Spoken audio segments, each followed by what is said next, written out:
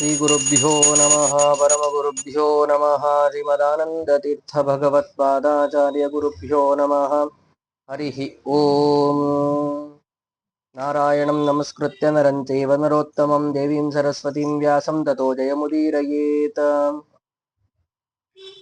यस्याः कटाक्षमात्रेण ब्रह्मरुद्रेन्द्रपूर्वकाः सुराः स्वीयपदान्यापुः सा लक्ष्मीर्मे प्रसीदतु बुद्धिर्बलं यशोधैर्यं निर्भयत्वं परोगताम् अजाड्यं वाक्पटुत्वं च हनूमत्स्मरणात् भवेत् शिव शिवेति शिवेति शिवेति वै भव भवेति भवेति भवेति वा मृडमृडेति मृडेति मृडेति वै भजति यः सततं प्रणतामि यात् वक्रतुण्डमहाकाय सूर्यकोटिसमप्रभा निर्विघ्नं कुरु मे देव सर्वकार्येषु सर्वदा ब्रह्मान्ता गुरवः साक्षात् इष्टं दैवं श्रियः पतिः आचार्या श्रीमदाचार्या सन्तु मे जन्म जन्मनि यस्य वाक्कामधेनुर्नः कामितार्थान् प्रयच्छति सेवे तं जययोगीन्द्रं कामबाणच्छिदं सदा अर्थिकल्पितकल्पोऽयं प्रत्यर्थिगजकेसरी व्यासतीर्थगुरुर्भूयादस्मदिष्टार्थसिद्धये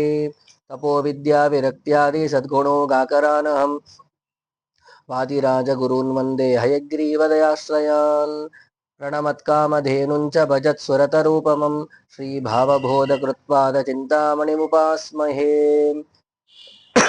भक्तानां मानसाम्भोजा भानवे कामधेनवे नमतां कल्पतरवे जयीन्द्रगुरवे नमः दुर्वादिध्वान्तरवै वैष्णवेन्दीवरेन्दवे श्रीराघवेन्द्रगुरवे नमोऽत्यन्तदयालवे स्थापकाञ्जयतीर्थीया विद्यापीठस्य तापसान् सत्यप्रमोदतीर्थार्या नोमिन्याय सुधारतान् ऐरहं शुकवत्सम्यक् शिक्षितोऽस्मि कृपालुभिः श्रीमत्सत्यात्मतीर्थार्यान् वन्दे विद्यागुरून् मम आपादमौलिपर्यन्तं गुरूणाम् आकृतिं स्मरेत् तेन विघ्नाः प्रणश्यन्ति सिद्ध्यन्ति च मनोरथाः स्वस्त्यस्तु अशेषसन्मङ्गलानि भवन्तु हरिः ಓಂ ಪೂರ್ವದಲ್ಲಿ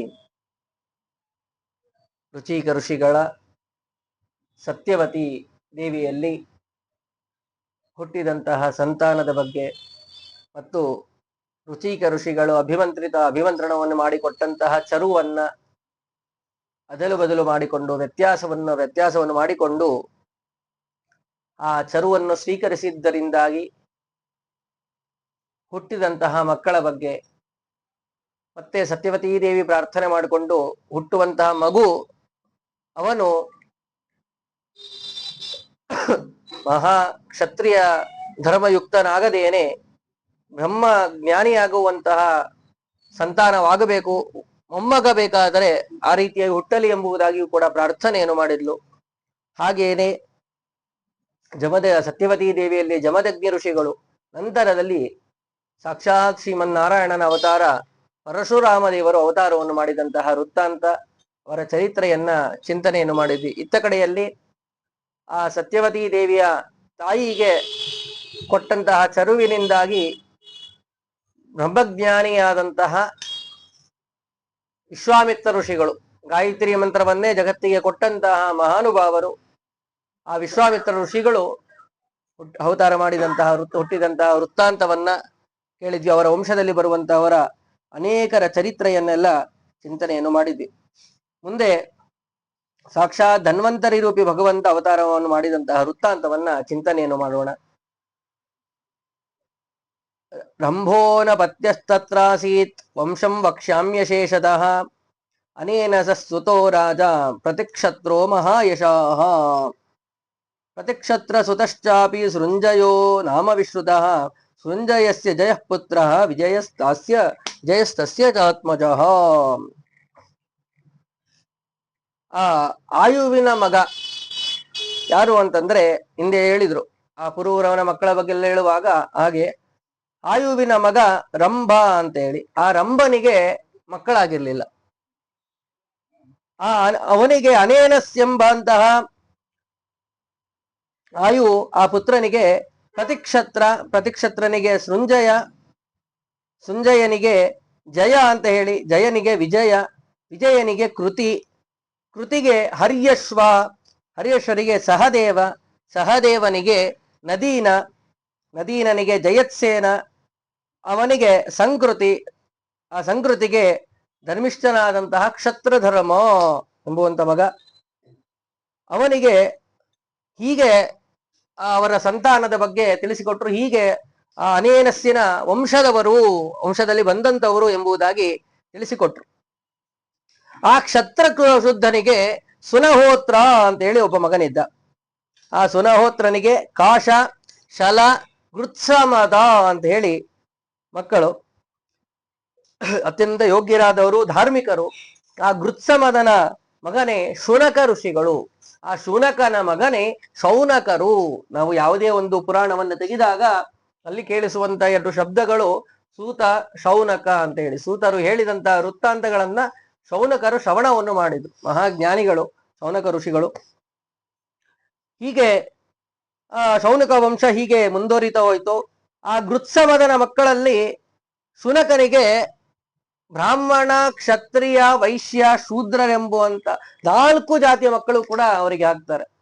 ಸಂತಾನದ ಬೇರೆ ಬೇರೆ ಸಂತಾನದ ರೂಪವಾಗಿ ಆ 4 ಮಕ್ಕಳನ್ನು ಕೂಡ ಪಡಿತಾರೆ. ಇವರೆಲ್ಲರಿಗೂ ಕೂಡ ಶೌನಕರೇ ಅಂತ ಪ್ರಸಿದ್ಧರಾದರು. ಅದರಲ್ಲಿ ಒಬ್ಬರು ಬ್ರಾಹ್ಮಣದಲ್ಲಿ ಆದಂತಹ ವ್ಯಕ್ತಿ, ಅವರು ಋಗ್ವೇದ ಮಂತ್ರಗಳನ್ನ ಚೆನ್ನಾಗಿ ಕಂಡುಕೊಂಡವರು, ಮಂತ್ರದ್ರಷ್ಟಾರರು ಎಂಬುದಾಗಿ ಕರೀತಾರೆ. ಅವರೇನೆ ಎಲ್ಲವನ್ನು ಕೂಡ ಶ್ರವಣವನ್ನು ಮಾಡಿದಂಥವರು, ಮಹಾಕುಲಪತಿಗಳು, ವಿಶೇಷವಾದಿ ಸತ್ರಯಾಗವನ್ನು ಮಾಡಿದಂತಹ ಮಹಾನುಭಾವರು ಎಂಬುದಾಗಿ ನಾವು ಚಿಂತನೆ ಮಾಡಬೇಕು.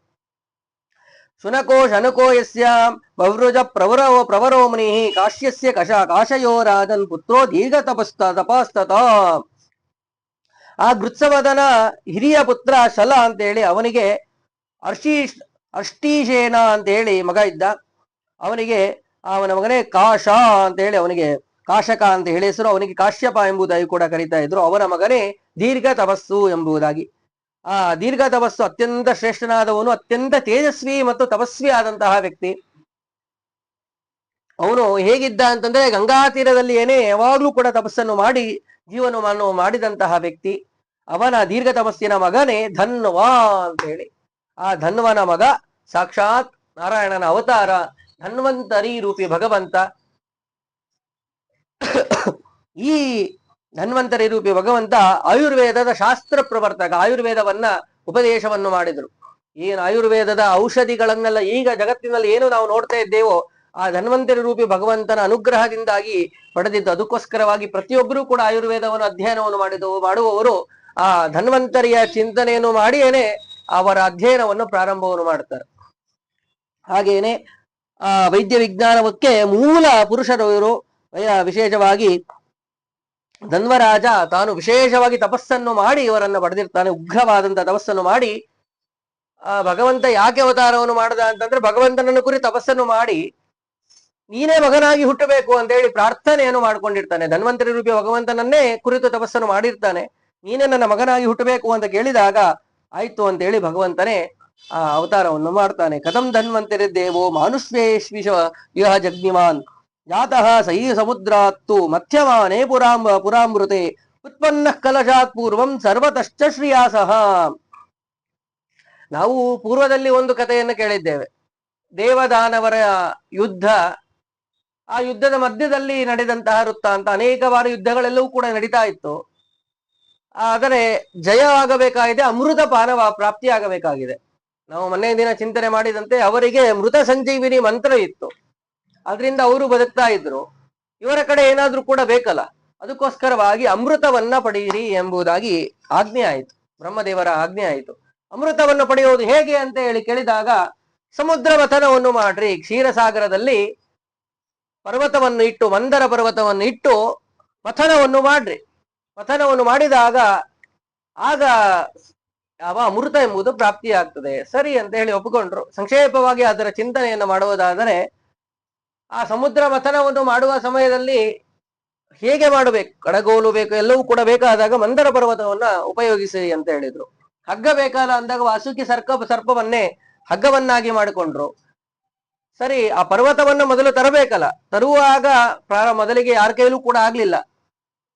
ಯಾಕೆಂದ್ರೆ ಪ್ರಾಥಮಿಕವಾಗಿ ಗಣಪತಿಯ ಪ್ರಾರ್ಥನೆಯನ್ನ ಮಾಡಿಕೊಳ್ಳದೇನೆ ನಾವು ಯಾವುದೇ ಕಾರ್ಯವನ್ನು ಪ್ರಾರಂಭ ಮಾಡಿದ್ರೆ ಅಲ್ಲಿ ವಿಘ್ನಗಳು ನಿಶ್ಚಿತ. ಅದೇ ರೀತಿಯಾಗಿ ಅವರು ಯಾವ ಪ್ರಾರ್ಥನೆಯನ್ನು ಕೂಡ ಮಾಡಲಿಲ್ಲ. ನಿಯಮವಾದ್ರೂ ಕೂಡ ಇದೆ, ಆಗಿನ ಕಾಲದಿಂದಲೂ ಕೂಡ ನಿಯಮ ಇದೆ, ಗಣಪತಿಯ ಪ್ರಾರ್ಥನೆಯನ್ನು ಮಾಡಿಕೊಂಡೇ ನಮ್ಮ ಕಾರ್ಯವನ್ನು ಪ್ರಾರಂಭ ಮಾಡಬೇಕು ಅಂತ ಹೇಳಿ. ಆದ್ರೆ ಆ ರೀತಿಯಾಗಿ ಅವರು ಮಾಡಲಿಲ್ಲ. ವಿಘ್ನಗಳು ಬರುವುದಕ್ಕೆ ಪ್ರಾರಂಭವಾಯಿತು. ಮತ್ತೆ ಪ್ರಾರ್ಥನೆ ಮಾಡಿದ ಮೇಲೆ ಗರುಡ ತಾನು ತೆಗೆದುಕೊಂಡು ಬಂದು ಅದನ್ನ ಅಲ್ಲಿಟ್ಟಿದ್ದಾರೆ. ಮತ್ತೆ ಅದನ್ನ ಸ್ವಲ್ಪ ಎತ್ಕೊಟ್ಟಾಗ ಅವ್ರು ಎಲ್ಲಿ ನಾವು ತೊಗೊಂಡೋಗ್ತೀವಿ ಸಾಕು, ಇಷ್ಟು ನಮ್ಗೆ ಹೇಗಂದ್ರೆ ಕೆಳಗಡೆಯಿಂದ ಎತ್ಕೊಡಕ್ ಒಬ್ರು ಬೇಕು, ನೀರಿನ ಕೊಡ ಇರ್ತದೆ, ಕೆಳಗಿಂದ ಎತ್ಕೊಟ್ಬಿಟ್ರೆ ಸಾಕು, ಮುನ್ನ ಇಟ್ಕೊಂಡು ಹೋಗ್ತೀರಿ ಅಂತ ಹೇಳಿ ಇಟ್ಕೊಂಡು ಹೋಗುವಂತೆ ನಮ್ಗೆ ಸ್ವಲ್ಪ ಎತ್ಕೊಡಿ ಸಾಕು, ನಾವು ಮುಂದೆ ತೊಗೊಂಡು ಹೋಗ್ತೀವಿ ಅಂತ ಹೇಳಿ. ಆಗ ಮತ್ತೆ ಕೊಡಿ ಕೊಡಿ ಅಂತ ಕೇಳಿದಾಗ ಆಯ್ತು ಅಂತ ಹೇಳಿ ಕೊಟ್ರೆ ಅದನ್ನ ಯಾರು ಕೂಡ ಎತ್ತಕ್ಕಾಗ್ಲಿಲ್ಲ. ಎಲ್ಲರೂ ಕೂಡ ಅಸ್ವಸ್ಥರಾಗಿ ಬಿದ್ದಿದ್ದಾರೆ. ಮತ್ತೆ ಮತ್ತೆ ಭಗವಂತನೇ ಅವರೆಲ್ಲರಲ್ಲಿಯೂ ಕೂಡ ಶಕ್ತಿ ತುಂಬಿ ಗರುಡ ಹೋಗಿ ತಾನು ಅದನ್ನ ಅಲ್ಲಿ ಇಟ್ಟಿದ್ದಾರೆ. ಮುಳುಗುವುದಕ್ಕೆ ಪ್ರಾರಂಭವಾಯಿತು. ಕುರುಬರೂಪಿ ಭಗವಂತ ರಕ್ಷಣೆಯನ್ನು ಮಾಡಿದ. ಜೋರಾಗಿ ಮಥನವನ್ನು ಮಾಡಿದರೆ ಮೇಲಕ್ಕೆ ಹಾರುತ್ತದಲ್ಲ, ಆ ಸಮಯದ ಅಜಿತ ರೂಪಿ ಭಗವಂತ ಮೇಲೆ ಇದ್ದು ರಕ್ಷಣೆ ಮಾಡಿದ.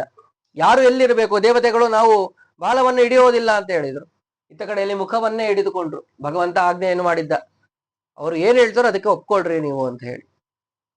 ಅದೇ ರೀತಿಯಾಗಿ ಅವರು ಮುಖವನ್ನು ಇಟ್ಕೊಂಡ್ರು. ಇವರು ಬಾಲವನ್ನು ಒತ್ತಿದಾಗ ಅಲ್ಲಿ ವಿಷ ಭೂತ್ಕಾರವನ್ನ ಹಾವು ಮಾಡ್ತಾ ಇತ್ತು. ಅದರ ವಿಷಕ್ಕೇನೆ ಎಲ್ಲರೂ ಕೂಡ ಅಸ್ವಸ್ಥರಾಗ್ತಾ ಇದ್ರು, ಶಕ್ತಿಯನ್ನು ಕಳೆದುಕೊಂತಾ ಇದ್ರು. ಹೀಗೇನೆ ಆ ಮಥನವನ್ನು ಮಾಡಿದ ಸಮಯದಲ್ಲಿ ನೋಡಿ, ಕೆಳಗಿನ ಭಾಗದಲ್ಲಿ ಕೂರ್ಮರೂಪಿ ಭಗವಂತ ರಕ್ಷಣೆಯನ್ನು ಮಾಡಿದ, ಮೇಲ್ಗಡೆ ಅಜಿತ ರೂಪಿ ಭಗವಂತ ರಕ್ಷಣೆ ಮಾಡಿದ. ನಾವು ಇಲ್ಲಿ ಚಿಂತನೆ ಮಾಡಬೇಕಾಗಿರೋದು ಏನು ಅಂತಂದ್ರೆ, ನಾವು ಕೂಡ ಅನೇಕ ಸಂದರ್ಭಗಳಲ್ಲಿ ಯಾವುದೋ ಒಂದು ಒಳ್ಳೆಯ ಸ್ಥಾನಕ್ಕೆ ಬಂದಾಗ, ಉನ್ನತ ಸ್ಥಾನ ಬಂದಾಗ, ಸಂಪತ್ತು ಪ್ರಾಪ್ತಿಯಾದಾಗ ಅಹಂಕಾರದಿಂದಾಗಿ ಮೇಲಕ್ಕೆ ಹೋಗುವುದಕ್ಕೆ ಪ್ರಾರಂಭ ಮಾಡ್ತೀವಿ. ತಲೆ ಮೇಲೆ ಎತ್ತಿದ ಕೆಳಗೆ ಇಳಿಸೋದಿಲ್ಲ. ಆ ಸ್ಥಾನಕ್ಕೆ ಬರುವುದಕ್ಕೆ ಕಾರಣರಾದವರನ್ನೇ ಮರೆತೇವೆ, ಅವರನ್ನೇ ತುಳಿತೇವೆ. ಅದು ಅಹಂಕಾರದಿಂದ ಆದಂತಹ ತಪ್ಪುಗಳು. ಆ ರೀತಿಯಾಗಿ ಆಗಬಾರದು ಅಂತೇಳಿ ಅಜಿತ ರೂಪಿ ಭಗವಂತ ಇದ್ದು ರಕ್ಷಣೆಯನ್ನು ಹೇಗೆ ಅಲ್ಲಿ ಮಾಡಿದನೋ ಅದೇ ರೀತಿ ನಮ್ಮನ್ನು ಕೂಡ ಇಂತಹ ಅಹಂಕಾರಾದಿಗಳನ್ನ ಪಡುವಂತಹ ಸಮಯದಲ್ಲಿ ನಿನ್ನನ್ನೂ ಕೂಡ ಗೆದ್ದವನು ಜಿತ ಗೆಲ್ಲುವುದು ಅಂತ. ಅಜಿತ ಭಗವಂತನೇ ಎಲ್ಲರಿಗೂ ಸಮರ್ಥನಾದವು ಗೆದ್ದವನು, ಅವನಕ್ಕಿಂತ ಶ್ರೇಷ್ಠನಾದಂತಹ ಜಯವನ್ನು ಪಡೆದವರು ಜಗತ್ತಿನಲ್ಲಿ ಇಲ್ಲ ಅಂತ ಸೂಚನೆಯ ರೂಪದಲ್ಲಿಯೂ ಕೂಡ ಆ ಭಗವಂತನನ್ನ, ಅಜಿತ ರೂಪಿ ಭಗವಂತನ ಸ್ಮರಣೆಯನ್ನು ಮಾಡ್ತಾ ಇದ್ರೆ ಎಂತ ಉನ್ನತ ಸ್ಥಾನಕ್ಕೆ ಹೋದರೂ ಕೂಡ ನಮಗೆ ಅಹಂಕಾರಾದಿಗಳು ಬಂದು ನಮ್ಮ ಅದರಿಂದ ಧರ್ಮಾದಿಗಳನ್ನ ಬಿಡುವುದಾಗಲಿ, ವಿನಯವನ್ನ ಬಿಡುವುದಾಗಲಿ ಇಂತಹ ಪರಿಸ್ಥಿತಿ ಬರುವುದಿಲ್ಲ. ಅಂತಹ ಅಜಿತ ರೂಪಿ ಭಗವಂತನನ್ನ ಸ್ಮರಣೆಯನ್ನು ಮಾಡ್ಕೋಬೇಕು ಎಂಬುದಾಗಿ ಚಿಂತನೆ ಮಾಡ್ತಾ, ನಂತರ ಅತ್ತ ಕಡೆಯಲ್ಲಿ ಕೆಳಗಡೆ ಕೂರ್ಮ, ಮೇಲ್ಗಡೆ ಅಜಿತ ರೂಪಿ ಭಗವಂತ ರಕ್ಷಣೆ ಮಾಡ್ತಾ ಇದ್ದಾನೆ. ಮಥನವನ್ನು ಮಾಡಿದ್ರು. ಉಚ್ಚರೇಶ ವಸ್ಸು, ಅನೇಕ ಐರಾವತ, ಅನೇಕ ಪದಾರ್ಥಗಳೆಲ್ಲವೂ ಕೂಡ ಬಂದು ವಿಷ ಬಂತು. ಅದನ್ನು ವಾಯುದೇವರು ಸ್ವೀಕರಿಸಿದ್ರು. ನಂತರ ಅದನ್ನು ಸ್ವಲ್ಪ ಶಿವನಿಗೆ ಕೊಟ್ಟರು. ಹೀಗೆ ನಂತರದಲ್ಲಿ ಎಲ್ಲವೂ ಕೂಡ ಆದ ನಂತರ ಲಕ್ಷ್ಮೀದೇವಿ ಚಂದ್ರ ಬಂದಿದ್ದಾನೆ, ಲಕ್ಷ್ಮೀದೇವಿ ಬಂದಿದ್ದಾಳೆ. ಆ ಭಗವಂತ, ಆ ಧನ್ವಂತರಿ ರೂಪಿ ಭಗವಂತ ಸಮುದ್ರದ ಒಳಗಿನಿಂದಾಗಿ, ನೀರಿನಿಂದಾಗಿ ಆ ಅಮೃತವನ್ನ ಧಾರಣೆಯನ್ನು ಮಾಡಿಕೊಂಡು ಬಂದ. ಹೀಗೆ ಆ ಧನ್ವನ ಮಗನಾದಂತಹ ಧನ್ವಂತರಿಯಾಗಿ ಮುಂದೆ ಅವತಾರವನ್ನು ಮಾಡಿದ್ದು. ತತ್ಪೂರ್ವದಲ್ಲಿಯೇನೆ ಸಮುದ್ರ ಮಥನ ಮಾಡುವ ಸಮಯದಲ್ಲಿಯೇನೆ ನೀರಿನಿಂದಾಗಿ, ಒಳಗಿನಿಂದಾಗಿ ಭಗವಂತ ತಾನು ಧನ್ವಂತರಿ ರೂಪದಿಂದಾಗಿ ಅಮೃತ ಕಲಶ ಅಮೃತ ಕಲಶವನ್ನ ಧಾರಣೆಯನ್ನು ಮಾಡಿಕೊಂಡು ತಾನು ಮೊದಲಿಗೆ ಅವತಾರವನ್ನು ಮಾಡಿದ. ನಂತರ ಮೋಹಿನಿಯಾಗಿ ಅದನ್ನ ಅಮೃತವನ್ನ ಪಾನ ಮಾಡಿಸಿದಂತ ವೃತ್ತಾಂತವನ್ನೆಲ್ಲ ಕೇಳ್ತೀವಿ. ಹೀಗೆ ದೇವತೆಗಳು ಅಮರರಾದರು. ಈ ಅಮೃತವನ್ನ ಕುಡಿದು ಅವರು ಅಮರರಾದರು. ಅದಕ್ಕೆ ಕಾರಣೀಭೂತರಾದಂತವನು ಧನ್ವಂತರಿ ರೂಪಿ ಭಗವಂತ. ಈಗ ಮೊದಲಿಗೆ ಒಂದು ಅವತಾರವನ್ನು ಮಾಡಿದ. ಈಗ ಯಾಕೆ ಮಾಡಿದ ಅಂತ ಕೇಳಿದಾಗ ಅಲ್ಲಿ ಒಂದು ನಾಟಕೀಯವಾದಂತಹ ವೃತ್ತಾಂತವನ್ನ ತಿಳಿಸ್ತಾರೆ. ಎಲ್ಲವೂ ಕೂಡ ಅಜ್ಞ ಜನರ ಮೋಹಕ್ಕೋಸ್ಕರವಾಗಿ. ಬುದ್ಧ ಅವತಾರವನ್ನು ಮಾಡಿದ, ಉಪದೇಶವನ್ನು ಮಾಡಿದ. ಉಪದೇಶ ಮಾಡಿದ್ದು ಅಲ್ಲಿ ಕೇಳುವಂತಹ ನೇರವಾದ ಶಬ್ದಗಳೆಲ್ಲವೂ ಕೂಡ ಮೋಹಕವಾಗಿರ್ತದೆ. ಆದ್ರೆ ಗೂಢ ಅಭಿಪ್ರಾಯದಲ್ಲಿ ಕೂಡಿದಂತಹ ಶಬ್ದಗಳು ಅದು ಭಗವಂತ ಸತ್ಯ, ಜಗತ್ತು ಸತ್ಯ ಅಂತಾನೆ ತಿಳಿಸ್ಕೊಡ್ತಾ ಇರ್ತವೆ. ಅದನ್ನ ಅಜ್ಞಜನ ಮೋಹನಕ್ಕೋಸ್ಕರವಾಗಿ ಹೇಳಿದ್ರಿಂದಾಗಿ ಆ ಅಜ್ಞ ಜನರೆಲ್ಲರೂ ಕೂಡ ಮೋಹಗೊಂಡು ಆ ಪಂಥಗಳನ್ನ ದಾರಿ ಹಿಡಿದುಕೊಂಡು ಹೋದ್ರು ಎಂಬುದಾಗಿ ಹೇಗೆ ಕೇಳ್ತೀವೋ ಹಾಗೇನೆ ಇಲ್ಲಿಯೂ ಕೂಡ ನಾಟಕೀಯವಾಗಿ ಒಂದು ವೃತ್ತಾಂತವನ್ನು ತಿಳಿಸ್ತಾರೆ. ಈ ವೃತ್ತಾಂತವನ್ನ ಕೇಳಿದಾಗ ಸಾಮಾನ್ಯವಾಗಿ ನಾರಾಯಣನಿಗೂ ಧನ್ವಂತರಿ ರೂಪಿ ಭಗವಂತನಿಗೂ ಕೂಡ ಭೇದ ಇದೆ, ಅವನು ಬೇರೆ ಇವನು ಬೇರೆ ಎಂಬುವಂತಹ ರೀತಿಯಾಗಿ ಕಾಣಿಸುತ್ತೆ. ಯಾಕೆ ಅಂತಂದ್ರೆ ನೋಡಿ, ಆ ಸಮಯದಲ್ಲಿ ಅವ್ರು ಮಾತನಾಡುವಂತಹದ್ದು ಸಾಕ್ಷಾತ್ ನಾರಾಯಣ ಮತ್ತು ಯಾವ ಧನ್ವಂತರಿ ರೂಪಿ ಭಗವಂತ ತಾನು ಮಾತನಾಡುವುದನ್ನ ತಿಳಿಸ್ತಾರೆ. ನಾರಾಯಣ ಹೇಳ್ತಾನೆ, ನೀನು ನೀರಿನಿಂದಾಗಿ ಹುಟ್ಟಿ ಬಂದಿದ್ದೀಯಾ, ನನ್ನ ಮಗ ನೀನು, ನಿನಗೆ ಏನು ಬೇಕು ಕೇಳ್ಕೋ, ಅದನ್ನ ನಾನು ನಿನಗೆ ಕೊಡ್ತೀನಿ ಅಂತ ಕೇಳಿದಾಗ ಆಗ ಭಗವಂತ ಹೇಳ್ತಾನೆ, ಧನ್ವಂತರಿ ರೂಪಿ ಭಗವಂತ ಹೇಳ್ತಾನೆ, ನನಗೆ ಯಜ್ಞದಲ್ಲಿ ಭಾಗ ಬೇಕು, ಯಜ್ಞದಲ್ಲಿ ಭಾಗವನ್ನು ನನಗೆ ಕೊಡಿಸು ಎಂಬುದಾಗಿ ಕೇಳಿದಾಗ, ಇಲ್ಲ ಅದು ಸಾಧ್ಯ ಇಲ್ಲ, ಯಜ್ಞದಲ್ಲಿ ಭಾಗವನ್ನು ಕೊಡುವುದಕ್ಕಾಗುವುದಿಲ್ಲ. ಯಾಕೆ ಅಂತಂದ್ರೆ ಎಲ್ಲವೂ ಕೂಡ ಪೂರ್ವದಲ್ಲಿ ಏನೇ ಯಾವ ದೇವತೆಗಳಿಗೆ ಆಹುತಿಗಳನ್ನು ಕೊಡಬೇಕು ಅಂತ ಹೇಳಿ ಹಂಚಿಕೆಯನ್ನು ಭಾಗ ಮಾಡುವುದೆಲ್ಲ ನಡೆಯಿತು.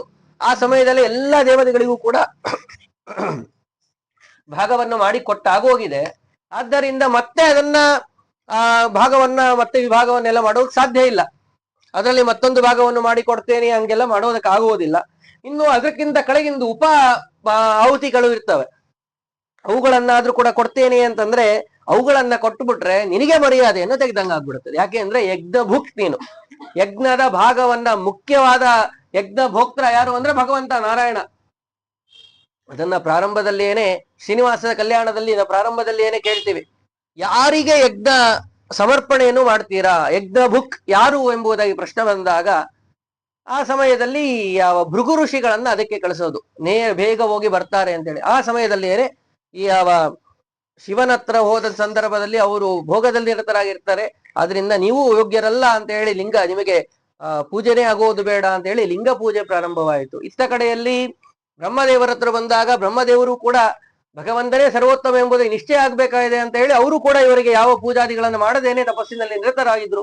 ಅವ್ರಿಗೂ ಕೂಡ ಆದ್ರಿಂದ ನೀವು ನನ್ನ ಪೂಜೆ ಮಾಡಲಿಲ್ಲ, ಆದ್ರಿಂದ ನಿಮಗೂ ಕೂಡ ಪೂಜೆ ಆಗುವುದು ಬೇಡ ಅಂತ ಅವರಿಗೆ ಶಾಪವನ್ನು ಕೊಟ್ರು.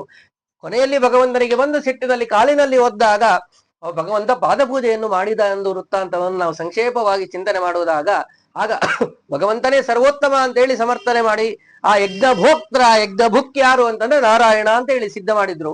ಹಾಗೆ ಅಂತಹ ನೀನು ಉಪ ಆಹುತಿಗಳನ್ನ ಸ್ವೀಕರಿಸಿದ್ರೆ ನಿನ್ನ ಮರ್ಯಾದೆಯನ್ನ ತೆಗೆದಂಗ ಆಗ್ಬಿಡ್ತದೆ. ಯಾಕೆ ಮುಖ್ಯವಾಗಿ ಸಮರ್ಪಣೆ ಮಾಡುವುದೇ ನಿನಗೆ, ಅದರಲ್ಲಿ ನಿನ್ನ ಹೆಸರನ್ನ ಹೇಳಿಕೊಂಡು ಈಗಾದ್ರೂ ಕೂಡ ಸಮರ್ಪಣೆ ನಡೀತಾ ಇಲ್ಲ, ಧನ್ವಂತರಿ ಎಂಬ ಹೆಸರಿನಿಂದ ಆದ್ರೂ ಕೂಡ ಆಹುತಿ ಕೊಡ್ತಾ ಇಲ್ಲ. ಆದ್ರೆ ಮುಖ್ಯವಾಗಿ ಸಮರ್ಪಣೆ ಆಗುವುದೇ ನಿನಗೆ ಅಂದ್ಮೇಲೆ ಉಪಾಹುತಿಯನ್ನು ಕೊಡೋದು ಸರಿಯಾಗುವುದಿಲ್ಲ.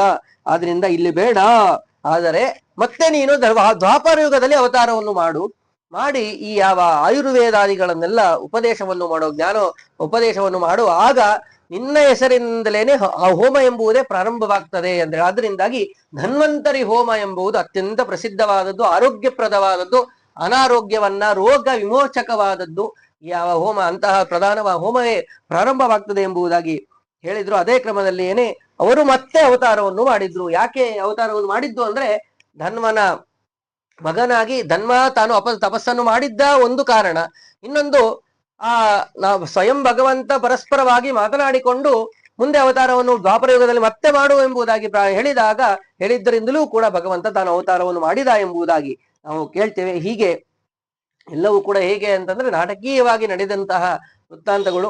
ಆ ಕ್ರಮದಲ್ಲಿ ಮುಂದೆ ಸರಿತ ಕೃತೋ ಯಜ್ಞ ವಿಭಾಗೋ ಯಜ್ಞೈ ಸೌರೈ ಪುರ ದೇವೇಶು ವಿನಿಯುಕ್ತೋಹಿ ವಿದ್ಯುಂ ಹೋತ್ರ ಮಹರ್ಷಿವಿ. ಆದ್ರಿಂದ ಯಜ್ಞ ಭಾಗಗಳೆಲ್ಲವೂ ಕೂಡ ಕೊಟ್ಟಾಗಿದೆ, ಆದ್ರೆ ಮತ್ತೆ ಅವತಾರವನ್ನು ಮಾಡು ಅಂತ ಹೇಳಿದಾಗ ಅವತಾರವನ್ನು ಮಾಡಿದ್ದಾನೆ. ದ್ವಿತೀಯ ದ್ವಾಪರೇ ಪ್ರಾಪ್ತೆ ಸೌನಹೋತ್ರಿಸ್ಸ ಕೌಶಿರಾಟ. ಹೀಗೆ ಧನ್ವನ ಮಗನಾಗಿ ಅವನು ಅವತಾರವನ್ನು ಮಾಡಿದ್ದಾನೆ ಎಂಬುದಾಗಿ ಅದನ್ನ ತಿಳಿಸಿ ಮುಂದೆ ದ್ವಾಪರ ಯುಗದಲ್ಲೇನೆ ಕಾಶಿರಾಜನ ಮಗ ಸುನಹೋತ್ರ ಅಂತೇಳಿ ಅವನ ಮಗ ಧನ್ವ, ಅವನ ಮಗನಾಗಿ ಉಗ್ರತ ದೀರ್ಘ ತಪಸ್ಸು ಅವನ ಮಗನಾಗಿ ಏನೇ ಇವನು ಅವತಾರವನ್ನು ಮಾಡಿದ್ದು ಎಂಬುದಾಗಿ ಕೂಡ ಮತ್ತೊಂದು ರೀತಿಯಾಗಿ ತಿಳಿಸ್ತಾರೆ. ನಂತರ ಈ ಯಾವ ದೀರ್ಘ ತಪಸ್ಸು ಇವನು ಕೂಡ ಧನ್ವನ ಮಗನಾಗಿ ಅವತಾರವನ್ನು ಮಾಡಿದ. ಅಭಿಷ್ಟ ಇವನನ್ನ ಯಾರು ಚಿಂತನೆಯನ್ನು ಮಾಡ್ತಾರೋ ಅವರ ಅಭಿಷ್ಟಗಳೆಲ್ಲವೂ ಕೂಡ ಸಿದ್ಧಿ ಆಗ್ತದೆ, ರೋಗಗಳೆಲ್ಲವೂ ಕೂಡ ಪರಿಹಾರವಾಗ್ತದೆ ಎಂಬುದಾಗಿ ತಿಳಿಸಿ ಆ ಭಾರದ್ವಾಜರಿಂದ ಆಯುರ್ವೇದವನ್ನು ಕಲಿತು ಕಾಯ ಬಾಲ ಗ್ರಹ ಊರ್ಧ್ವಾಂಗ ಶಲ್ಯ ದಂಶ್ರ ಜರ ಋಷ ಅಂತ ಹೇಳಿ 8 ವಿಭಾಗವನ್ನ ಮಾಡಿ ಇದನ್ನ ಶಿಷ್ಯರಿಗೆಲ್ಲ ಉಪದೇಶವನ್ನು ಮಾಡ್ತಾರೆ. ಇವರು ಕೂಡ ನೇರವಾಗಿ ಉಪದೇಶವನ್ನು ಮಾಡಲಿಲ್ಲ, ಹೇಗೆ ಸಾಂದೀಪಿನ ಋಷಿಗಳ ಹತ್ರ ಕೃಷ್ಣ ಪರಮಾತ್ಮ ಅಧ್ಯಯನವನ್ನು ಮಾಡಿದ್ನು ಅದೇ ರೀತಿಯಾಗಿ ಭಾರದ್ವಾಜರಲ್ಲಿ ಧನ್ವಂತರಿ ರೂಪಿ ಭಗವಂತ ತಾನು ಅಧ್ಯಯನವನ್ನು ಮಾಡಿದ್ದಾನೆ. ಮಾಡಿ ಇದನ್ನ ಎಲ್ಲವನ್ನು ಕೂಡ ಎಲ್ಲವನ್ನು ಕೂಡ ಉಪದೇಶವನ್ನು ಮಾಡಿದ.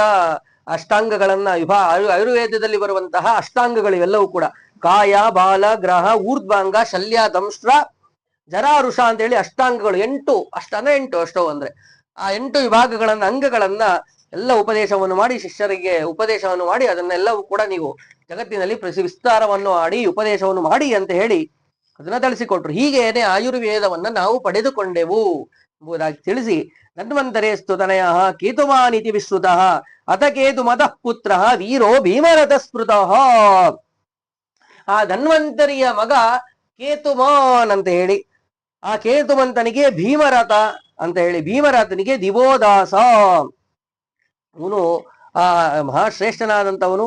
ಆ ದಿವೋದಾಸನೆಂಬ ಅವನಿಗೆ ರಾಜೇಶ್ವರ ಅಂತ ಹೇಳಿ ಮಗನಾಗ್ತಾನೆ. ಇವನು ಕಾಶಿ ದೇಶಕ್ಕೆ ರಾಜನಾಗಿದ್ದ. ಏತಸ್ಮಿನ್ನೇವ ಕಾಲೇ ತು ಪುರೀಂ ವಾರಾಣಸೀಂ ನೃಪ ಶೂನ್ಯಾಂ ನಿವಾಸಯಾಮಾಸ ಕ್ಷೇಮಕೋ ನಾಮ ರಾಕ್ಷಸ. ಇದು ಯಾವ ಕಾಶಿ ಕ್ಷೇತ್ರ ಏನಿದು ಅತ್ಯಂತ ಇತಿಹಾಸ ಪ್ರಸಿದ್ಧವಾದಂತಹದ್ದು.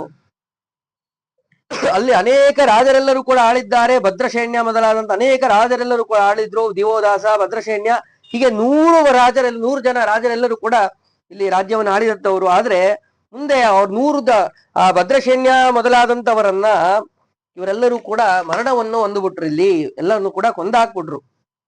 ಕೊಂದು ಆ ಕಾಶಿಯನ್ನ ಸಂಪೂರ್ಣವಾಗಿ ವಶವನ್ನು ಮಾಡಿಕೊಂಡ್ರು. ನಂತರದಲ್ಲಿ ಜನಶೂನ್ಯವಾಗಿ ಹೋಯಿತು ಆ ಪ್ರದೇಶ ಎಂಬುದಾಗಿ ತಿಳಿಸಿದ್ರು. ನಂತರ ಆ ಸಮಯದಲ್ಲಿ ಏನೇ ಆ ರುದ್ರನ ಸೇವಕನಾದಂತ ಕ್ಷೇಮಕ ಎಂಬುವನು ಅಲ್ಲಿ ವಾಸ ಮಾಡ್ತಾ ಇದ್ದ ಎಂಬುದಾಗಿ ತಿಳಿಸಿದ್ರು. ಇಲ್ಲಿ ಮತ್ತೆ ಒಂದು ಪ್ರಶ್ನೆಯನ್ನು ಮಾಡ್ಕೊಂತಾರೆ. 1000 ವರ್ಷಗಳ ಪರ್ಯಂತರವಾಗಿ ಅಲ್ಲಿ ಯಾವ ಜನರು ಕೂಡ ಇರಲಿಲ್ಲ. ಶಾಪ ಇತ್ತು, ಕ್ಷೇಮಕನ ಶಾಪವಿತ್ತು. ಆದ್ದರಿಂದಾಗಿ ಎಲ್ಲರೂ ಕೂಡ ದಿವೋದಾಸನು ಕೂಡ ಅದನ್ನ ಬಿಟ್ಟು ಆ ರಾಜ್ಯವನ್ನು ಬಿಟ್ಟು ಬೇರೆ ಕಡೆ ಹೋಗಿದ್ದ ಅಂತ ಹೇಳಿದಾಗ ಇಲ್ಲಿ ಪ್ರಶ್ನೆಯನ್ನು ಮಾಡ್ತಾರೆ ಜನಮೇಜರು. ವಾರಾಣಸಿಂ ನಿಕುಂಬಸ್ತು ಕಿಮರ್ಥಂ ಶಬ್ದವಾನ್ ಪ್ರಭು ನಿಕುಂಬ ಕಷ್ಟ ಧರ್ಮಾತ್ಮ ಸಿದ್ಧಿ ಕ್ಷೇತ್ರಂ ಶಾಪಸಃ. ಮೊದಲು ಈ ವಾರಾಣಸಿ ಕ್ಷೇತ್ರ ಅಂದ್ರೆ ಕಾಶಿ ಕ್ಷೇತ್ರ ಶ್ರೇಷ್ಠವಾದಂತಹ ಕ್ಷೇತ್ರ. ಮತ್ತೊಂದು ಇದು ಸಿದ್ಧಿ ಕ್ಷೇತ್ರ ಅಂತ ಹೇಳಿ ಕರೀತಾರೆ. ಮೋಕ್ಷವನ್ನು ಕೊಡುವಂತಹದ್ದು ಅಂತ. ಅಯೋಧ್ಯ, ಮಥುರಾಮಾಯ, ಕಾಶಿ, ಕಾಂಚಿ, ಅವಂತಿಕ, ಪುರಿ, ದ್ವಾರಾವತಿ ಚೈವ ಸಪ್ತೈತೆ ಮೋಕ್ಷದಾಯಕಾಹ ಅಂತ ನಾವು ಕೇಳಿದಂತೆ ಮೋಕ್ಷವನ್ನ ಕೊಡುವಂತಹ ಸಿದ್ಧಿಪ್ರದವಾದಂತಹ ಕ್ಷೇತ್ರಗಳು ಇವು. ಅದರಲ್ಲಿ ಒಂದು ಈ ಯಾವ ಕಾಶಿ ಕ್ಷೇತ್ರ ಒಂದು. ಮತ್ತೊಂದು ಈ ಕ್ಷೇತ್ರದಕ್ಕೆ ಈ ನಿಕುಂಬ ಯಾಕೆ ಶಾಪವನ್ನು ಕೊಟ್ಟ, ಇಲ್ಲಿ ಯಾಕೆ 1000 ವರ್ಷಗಳ ಪರ್ಯಂತರವಾಗಿ ಜನರಹಿತರಾಗುವಂತಹ ಪರಿಸ್ಥಿತಿ ಬಂತು, ಮಹಾ ಸ್ಮಶಾನವಾಗುವಂತಹ ಕಾರಣವೇನು ಅಂತ ಒಂದು ಪ್ರಶ್ನೆಯನ್ನು ಕೇಳಿದಾಗ ಅದಕ್ಕೆ ಉತ್ತರವನ್ನು ಕೊಡ್ತಾ ಇದ್ದಾರೆ. ಅವಶ್ಯವಾಗಿ ಹೇಳ್ತೀನಿ ಅಂತ ಹೇಳಿ ಪ್ರಾರಂಭವನ್ನು ಮಾಡಿದ್ರು. ಇತ್ತ ಕಡೆಯಲ್ಲಿ ರುದ್ರದೇವರು ಶಿವ ತಾನು ಪರ್ವತನ ಮಗಳಾದಂತಹ ಪಾರ್ವತಿಯನ್ನ ಮದುವೆ ಆದ ಮೇಲೆ ಮಾವನ ಪರ್ವತರಾಜನ ಪ್ರಾರ್ಥನೆಯಂತೆ ಅಲ್ಲೇನೆ ಅವರ ಮನೆಯಲ್ಲೇನೆ ವಾಸವನ್ನು ಮಾಡಿಕೊಂಡಿದ್ದ ಅನೇಕ ವರ್ಷಗಳ ಪರ್ಯಂತರವಾಗಿ. ಮಾವನ ಮನೆಯಲ್ಲಿ ಅತ್ತೆಯ ಮನೆಯಲ್ಲೇನೆ ವಾಸವನ್ನು ಇದ್ದಂತಹ ಸಂದರ್ಭ ಶಿವನ ಅವನ ಲೀಲೆಗಳು, ಅವನ ಕಾರ್ಯಗಳೆಲ್ಲವೂ ಕೂಡ ಬಹಳ ವ್ಯತ್ಯಾಸವಾಗಿತ್ತು. ಅವನ ಪಂಗಡದವರು ಎಲ್ಲರೂ ಕೂಡ ಅವನ ಜೊತೆಯಲ್ಲೇ ಇದ್ರು. ಅವರೆಲ್ಲರೂ ಕೂಡ ಬೂದಿಯನ್ನ ಧಾರಣೆಯನ್ನು ಮಾಡುವುದು, ಅವರ ವಸ್ತ್ರ ವಿನ್ಯಾಸಗಳು ಎಲ್ಲ ಅವು ಕೂಡ ಅವರಿಗೆ ನೋಡುವುದಕ್ಕೆ ಚೆನ್ನಾಗಿ ಕಾಣ್ತಾ ಇರ್ಲಿಲ್ಲ, ಮೇನಕೆ ಇವರಿಗೆಲ್ಲ. ಆದ್ರಿಂದ ಏನಪ್ಪಾ ಇದು ಬರೀ ಈ ರೀತಿಯಾಗಿರ್ತಾರೆ ಇವರು, ನೋಡೋದಕ್ಕೆ ಶುದ್ಧವಾಗಿ ಅನ್ಸೋದಿಲ್ಲ. ಭಸ್ಮಾದಿಗಳನ್ನ ಧಾರಣೆಯನ್ನು ಮಾಡ್ತಾ ಇರ್ತಾರೆ, ಚೆನ್ನಾಗಿ ಅದರಲ್ಲೇ ಇರ್ತಾರೆ, ಒಂಥರ ರೀತಿಯಾಗಿರ್ತಾರೆ ಇವರು ಅಂತ ಹೇಳಿ ಬಹಳ ದುಃಖ ಆಗ್ತಾ ಇರತ್ತೆ ಇವರಿಗೆಲ್ಲ. ಆಗ ಒಂದು ಸಂದರ್ಭದಲ್ಲಿ ಆ ಮೇನಕೆ ಇವ್ರ ವೇಷಭೂಷಣಗಳೆಲ್ಲವನ್ನು ಕೂಡ ನೋಡಿ ತನ್ನ ಮಗಳಿಗೆ ಬೈತಾಳೆ. ಏನು ನಿನ್ನ ಗಂಡನ ವೇಷ, ಅವನ ಜೊತೆ ಇದ್ದವ್ರ ವೇಷ ಏನು, ಅವ್ರೇನು ಈ ರೀತಿಯಾಗಿರ್ತಾರೆ, ಯಾವ ರೀತಿಯ ಸದಾಚಾರ ಗುಣಗಳಿಲ್ಲ, ಶುದ್ಧತೆ ಎಂಬುದಿಲ್ಲ, ಏನು ಕೂಡ ಇಲ್ಲ. ಅವರನ್ನ ನೋಡಿದ್ರೆ ನನಗೆ ಒಂಥರ ಅನ್ಸದೆ, ದಿಗಂಬರವಾಗಿ ಯಾವಾಗೂ ಕೂಡ ಇರ್ತಾರೆ ಇವರು. ಹಾಗೆಲ್ಲ ಇದ್ರೆ ನಮ್ಗೆಲ್ಲ ಸರಿ ಅನ್ಸೋದಿಲ್ಲ, ಸುಮ್ಮನೆ ನೀನು ಬೇರೆ ಏನು ಮನೆ ಮಾಡ್ಕೊಳ್ಳೋ ಒಳ್ಳೆಯದು ಅಂತ ಹೇಳಿ ಈ ರೀತಿಯಾಗಿ ಅನೇಕ ರೀತಿಯಾಗಿ ಮಾತನಾಡ್ಬಿಡ್ತಾಳೆ. ಹೀಗೆ ಮಾತನಾಡುವುದನ್ನ ಕೇಳಿ ಸಾಕು, ಇಲ್ಲಿರೋದು ಇಷ್ಟು ದಿನ ಇಲ್ಲಿದ್ದು ಸಾಕು, ಹೊರಡೋಣ. ನೇಹ ವಾತ್ಸವತ್ಸ್ಯಾಮ್ಯಹಂ ದೇವ ನಯಮಾಂ ಸ್ವಾಮ್ಯನಿಕೇತನಂ ತಥಾ ಕರ್ತುಂ ಮಹಾದೇವ ಸರ್ವಲೋಕಾನ್ ಅವೈಕ್ಷತ ವಾರಾಣಸಿಂ ಮಹಾತೇಜಾ ಸಿದ್ಧಿಕ್ಷೇತ್ರಂ ಮಹೇಶ್ವರ ದಿವೋದಾಸೇನ ತಾಂ ಜ್ಞಾತ್ವಾ ನಿವಿಷ್ಟಾಂ ನಗರೀಂ ಭವಃ. ಸರಿ, ಅವಳು ಬಂದು ತನ್ನ ಗಂಡನಲ್ಲಿ ಕೇಳ್ಕೊಂಡಿದ್ದಾಳೆ. ನೋಡಿ, ಹೋದ ಬಾರಿ ಅಲ್ಲಿ ಅಗ್ನಿ ಎಲ್ಲ ಪ್ರವೇಶವನ್ನು ನಡೆದಿತ್ತು, ಈ ಬಾರಿ ಮತ್ತೆ ಆ ರೀತಿ ಆಗಬಾರದು ಅಂತ ಹೇಳಿ ಆ ರೀತಿಯಾಗೆಲ್ಲ ಮತ್ತೆ ಆ ಸಿಟ್ಟಿಗೆ ಹೇಳುವುದು ಬೇಡ ಅಂತ ಹೇಳಿ ವಿನಯಪೂರ್ವಕವಾಗಿ ತಾನು ಕೇಳ್ತಾ ಇದ್ದಾಳೆ. ತನ್ನ ಗಂಡನಲ್ಲಿ ಯಾವ ರೀತಿಯ ವೃತ್ತಾಂತವನ್ನು ತಿಳಿಸಿದ್ರೆ ಸಾಕು, ಇಷ್ಟು ದಿನ ಇಲ್ಲಿ ಇದ್ದಿದ್ದು ನಾವು ಮತ್ತೆ ಈಗ ನಮ್ಮ ಮನೆಗೆ ಹೋಗೋಣ, ಬೇರೆ ಮನೆಯನ್ನು ಮಾಡೋಣ ಅಂತ ಕೇಳ್ಕೊಂತಾಳೆ. ಸರಿ ಆಯ್ತು ಅಂತ ಒಪ್ಕೊಂಡಿದ್ದಾನೆ. ಎಲ್ಲಿರೋದು, ಪ್ರತ್ಯೇಕವಾಗಿ ಇರೋಣ ನಾವು ಅಂತ ಕೇಳಿದಾಗ ಎಲ್ಲಿರೋದು ಒಂದು ವಿಚಾರವನ್ನು ಮಾಡಿದ್ದಾರೆ. ಇಲ್ಲಿ ಸರ್ವಲೋಕವನ್ನು ಕೂಡ ನೋಡಿದಾಗ ಯಾವ ಕ್ಷೇತ್ರ ಒಳ್ಳೆಯದು, ನಮಗೆ ಉಚಿತವಾದದ್ದು ಅಂದ್ರೆ ಸಿದ್ಧಿ ಕ್ಷೇತ್ರ, ಅಂದ್ರೆ ಕಾಶಿ ಕ್ಷೇತ್ರ, ವಾರಾಣಸಿ ಇದು ಅತ್ಯಂತ ಉಚಿತವಾದಂತಹ ಕ್ಷೇತ್ರ, ಇಲ್ಲಿರುವುದೇ ಯೋಗ್ಯ ಅಂತ ಹೇಳಿ ಶಿವ ತಾನು ಅನ್ಕೊಂಡಿದ್ದಾರೆ. ಸರಿ ಆಯ್ತು, ಅವಶ್ಯವಾಗಿ ಇರ್ಬೋದು. ಆದರೆ ಇವು ಕೂಡ ಏನು ಎಲ್ಲ ಶಾಪ ಕೊಟ್ಟಿದ್ದು ಆ ಕ್ಷೇತ್ರಕ್ಕೆ, ಅಲ್ಲೆಲ್ಲ ಜನರಹಿತರಾಗಿದ್ದು ಎಲ್ಲ ನಡೆಯುವುದಕ್ಕಿಂತ ಪೂರ್ವದಲ್ಲಿ ನಡೆದಂತಹ ಘಟನೆ ಇದು. ಪೂರ್ವ ವೃತ್ತಾಂತವನ್ನ ತಿಳಿಸ್ತಾ ಇದ್ದಾರೆ. ಹೀಗೆ ಸರಿ ಆಯ್ತು. ಆದರೆ ಅಲ್ಲಿ ದಿವೋದಾಸ ಅಂತ ಹೇಳಿದ್ದಾನೆ, ಅವನು ರಾಜ್ಯವನ್ನು ಆಳ್ತಾ ಇದ್ದಾನೆ. ಅಲ್ಲಿ ಮತ್ತೆ ನಾವು ಹೋಗುವುದು ಹೆಂಗೆ, ಏಕಾಂತದಲ್ಲಿ ಇರೋದಕ್ಕಾಗೋದಿಲ್ಲ. ಅಲ್ಲಿ ಹೋಗಿದ್ರೆ ನಾವು ಹೋಗ್ಬೇಕಾಗಿರೋದು ಏಕಾಂತದಲ್ಲಿ ಇರೋದಕ್ಕೆ. ಮತ್ತೆ ಈ ಜನರೆಲ್ಲರೂ ಕೂಡ ಇದ್ರೆ ಮತ್ತೆ ಅವರು ಕೂಡ ಭಸ್ಮಧಾರಿ ಅದು ಇದು ಮತ್ತೆ ಆ ರೀತಿ ಅನೇಕ ರೀತಿಯ ಹೇಳ್ತಾ ಹೋಗ್ತಾರೆ. ಏಕಾಂತದಲ್ಲೇ ಇರೋಣ ಅಂತ ಹೇಳಿ ವಿಚಾರವನ್ನು ಮಾಡಿದ್ದಾರೆ. ಯಾವ ಪ್ರದೇಶ ಉಚಿತ ಅಂದಾಗ ವಾರಾಣಸಿ ಸಿದ್ಧಿ ಕ್ಷೇತ್ರ ಯೋಗ್ಯವಾದದ್ದು ಅಂತ ಹೇಳಿ ಚಿಂತನೆಯನ್ನು ಮಾಡಿ ಆಯ್ತು, ಇಲ್ಲಿ ಹೇಗಾದ್ರೂ ಕೂಡ ಮಾಡಿ ಇರ್ಬೇಕಲ್ಲ, ಮತ್ತೆ ಅಲ್ಲಿರೋರ್ನ ಕಳಿಸಿದ್ರೆ ತಾನೇ ನಾವು ಇರೋದಕ್ಕೆ ಸಾಧ್ಯ ಅಂತ ಹೇಳಿ ಅಲ್ಲಿ ತಮ್ಮ ಸೇವಕನಿಗೆ ಪಾರ್ಶ್ವದಲ್ಲಿರುವಂತಹ ಅವನ ಗಣದಲ್ಲಿ ಬರುವಂತಹ, ಗಣದಲ್ಲಿ ಏನೇ ಶ್ರೇಷ್ಠ ಉಚಿತ ಗಣೇಶ್ವರ, ಆ ಗಣಕ್ಕೆ ಒಡೆಯ ಅಂತ ಅರ್ಥ, ನಿಕುಂಬ ಅಂತ ಹೇಳಿ ಅವನಿಗೆ ಆಜ್ಞೆಯನ್ನು ಮಾಡ್ತಾನೆ.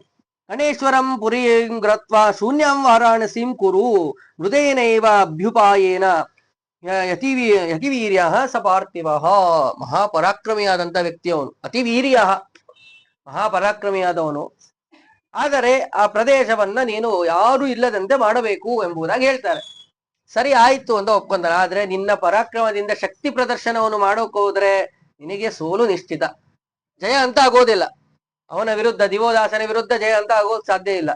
ನೀನು ಯಾವ್ದಾದ್ರು ಉಪಾಯದಿಂದಾಗಿ ಆ ಜನರನ್ನ ಅಲ್ಲಿ ಸ್ಥಳವನ್ನ ಖಾಲಿ ಮಾಡಿಸ್ಬೇಕು ಅಂತ ಹೇಳಿದಾಗ ಆಯ್ತು ಅವಶ್ಯವಾಗಿ ಮಾಡ್ತೇನೆ ಅಂತ ಹೇಳಿ ವಿಚಾರವನ್ನು ಮಾಡಿದ್ದಾನೆ. ಏನ್ ಮಾಡ್ಬೇಕು ಅಂತ ಹೇಳಿ ಆ ದಿವೋದಾಸನಿಗೆ ಕ್ಷೌರವನ್ನು ಮಾಡುವಂತ ವ್ಯಕ್ತಿ, ಕಟಿಂಗ್ ಒಬ್ಬ ವ್ಯಕ್ತಿ ಇದ್ದ. ಆ ಕ್ಷೌರಿಕನ ಕಂಡುಕ ಅಂತೇಳಿ ಅವನ ಹೆಸರು, ನಾಪಿತ. ಅವನ ಸ್ವಪ್ನದಲ್ಲಿ ಬಂದಿದ್ದಾನೆ. ಸ್ವಪ್ನದಲ್ಲಿ ಬಂದು ಈ ಅವನಿಗೆ ಒಳ್ಳೆ ಶಕ್ತಿ ಇರುತ್ತದೆ, ಆ ರುದ್ರದೇವರ ಅನುಚರ, ಅದರಲ್ಲೂ ಕೂಡ ಗಣಗಳಿಗೆ ಒಡೆಯನಾದವನು, ಸಾಮರ್ಥ್ಯ ಏನ್ ಬೇಕಾದ್ರೂ ಸಾಮರ್ಥ್ಯ ಇರ್ತದೆ. ಸ್ವಪ್ನದಲ್ಲಿ ಬಂದಿದ್ದಾನೆ. ಸ್ವಪ್ನದಲ್ಲಿ ಬಂದು ಆಜ್ಞೆಯನ್ನು ಮಾಡ್ತಾ ಇದ್ದಾನೆ, ನಾನು ನಿಕುಂಬ ಅಂತ ಹೇಳಿ ನನ್ನನ್ನ ನಿಮ್ಮ ಊರಿನಲ್ಲಿ ಸ್ಥಾಪನೆಯನ್ನು ಮಾಡಬೇಕು. ಮಾಡಿದರೆ ನಿಮಗೆ ಏನೇನು ಅಪೇಕ್ಷೆ ಎಲ್ಲವೂ ಇರ್ತವೋ ಅವೆಲ್ಲವೂ ಕೂಡ ಪೂರ್ಣವನ್ನು ಮಾಡ್ತೀನಿ, ಶೀಘ್ರವಾಗಿ ಫಲವನ್ನು ಕೊಡ್ತೀನಿ, ನನ್ನ ಪೂಜೆಯನ್ನು ಮಾಡಿ ಎಂಬುದಾಗಿ ಆಜ್ಞೆಯನ್ನು ಮಾಡಿದ್ದಾನೆ. ಆ ಕ್ಷೌರಿಕ ಹೋಗಿ ರಾಜನ ಹತ್ರ ಒಂದು ಸಂದರ್ಭದಲ್ಲಿ ತಿಳಿಸಿದ್ದಾನೆ, ಕ್ಷೌರ ಮಾಡುವ ಸಮಯದಲ್ಲಿಯೋ ಏನೋ ಒಂದು ಸಂದರ್ಭದಲ್ಲಿ ತಿಳಿಸಿದ್ದಾನೆ, ಈ ರೀತಿಯಾಗಿ ನನಗೆ ಸ್ವಪ್ನ ಬಿದ್ದಿದೆ, ಅಲ್ಲಿ ಅವನನ್ನ ಪ್ರತಿಷ್ಠಾಪನೆಯನ್ನು ಮಾಡಿದರೆ, ಅವನ ಮೂರ್ತಿಯನ್ನ ಪ್ರತಿಷ್ಠಾಪನೆಯನ್ನು ಮಾಡಿದರೆ ಎಲ್ಲ ಕಾರ್ಯವೂ ಕೂಡ ಸಿದ್ಧಿ ಆಗ್ತದೆ ಅಂತ ಹೇಳಿದ್ದಾನೆ. ಅಂತಾಗ ಆಯ್ತು, ಆ ಊರಿನ ಹೊರಗಡೆ ಮಾಡೋಣ ಅಂತ ಹೇಳಿ ಒಪ್ಕೊಂಡಿದ್ದಾರೆ. ಭೂತಗಣ ಅದು, ಊರಿನಲ್ಲಿ ಮಾಡುವುದು ಉಚಿತ ಅಲ್ಲ, ಊರಿನ ಹೊರಗಡೆ ಭಾಗದಲ್ಲಿ ಮಾಡೋಣ ಅಂತ ಹೇಳಿ ಒಪ್ಕೊಂಡಿದ್ದಾರೆ. ಆಯ್ತು ಅಂತ ಹೇಳಿ ಅವನನ್ನ ಪ್ರತಿಷ್ಠಾಪನೆಯನ್ನು ಮಾಡು, ದೇವಸ್ಥಾನ ಎಲ್ಲವನ್ನು ಕೂಡ ಕಟ್ಟಿಸಿದ್ರು. ಎಲ್ಲರೂ ಕೂಡ ಪೂಜೆಯನ್ನು ಮಾಡುವುದಕ್ಕೆ ಪ್ರಾರಂಭವನ್ನು ಮಾಡಿದರೆ ಎಲ್ಲರಿಗೂ ಕೂಡ ಆ ಫಲಗಳು ಸಿಗುವುದಕ್ಕೆ ಪ್ರಾರಂಭವಾಗಿದೆ. ತತಸ್ವಪ್ನೆ ಯಥೋದಿಷ್ಟಂ ಸರ್ವನ್ ಕಾರಿತವಾನ್ ನೃಪ ಪೂಜಾಂತು ಮಹತೀಂ ತಸ್ಯ ನಿತ್ಯಮೇವ ಪ್ರಯೋಜಯತ್. ನೀವು ನಿತ್ಯವೂ ಕೂಡ ಪೂಜೆ ನಡೀತಾ ಇದೆ.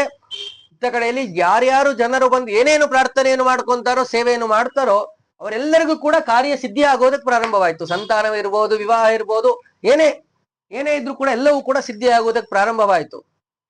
ಇಂತಹ ಸಂದರ್ಭದಲ್ಲಿ ಈ ವೃತ್ತಾಂತ ಹಾಗೇನೆ ಕರ್ಣೋಪಕರಣವಾಗಿ ರಾಜನ ಕಿವಿಗೂ ಕೂಡ ಬಿತ್ತು.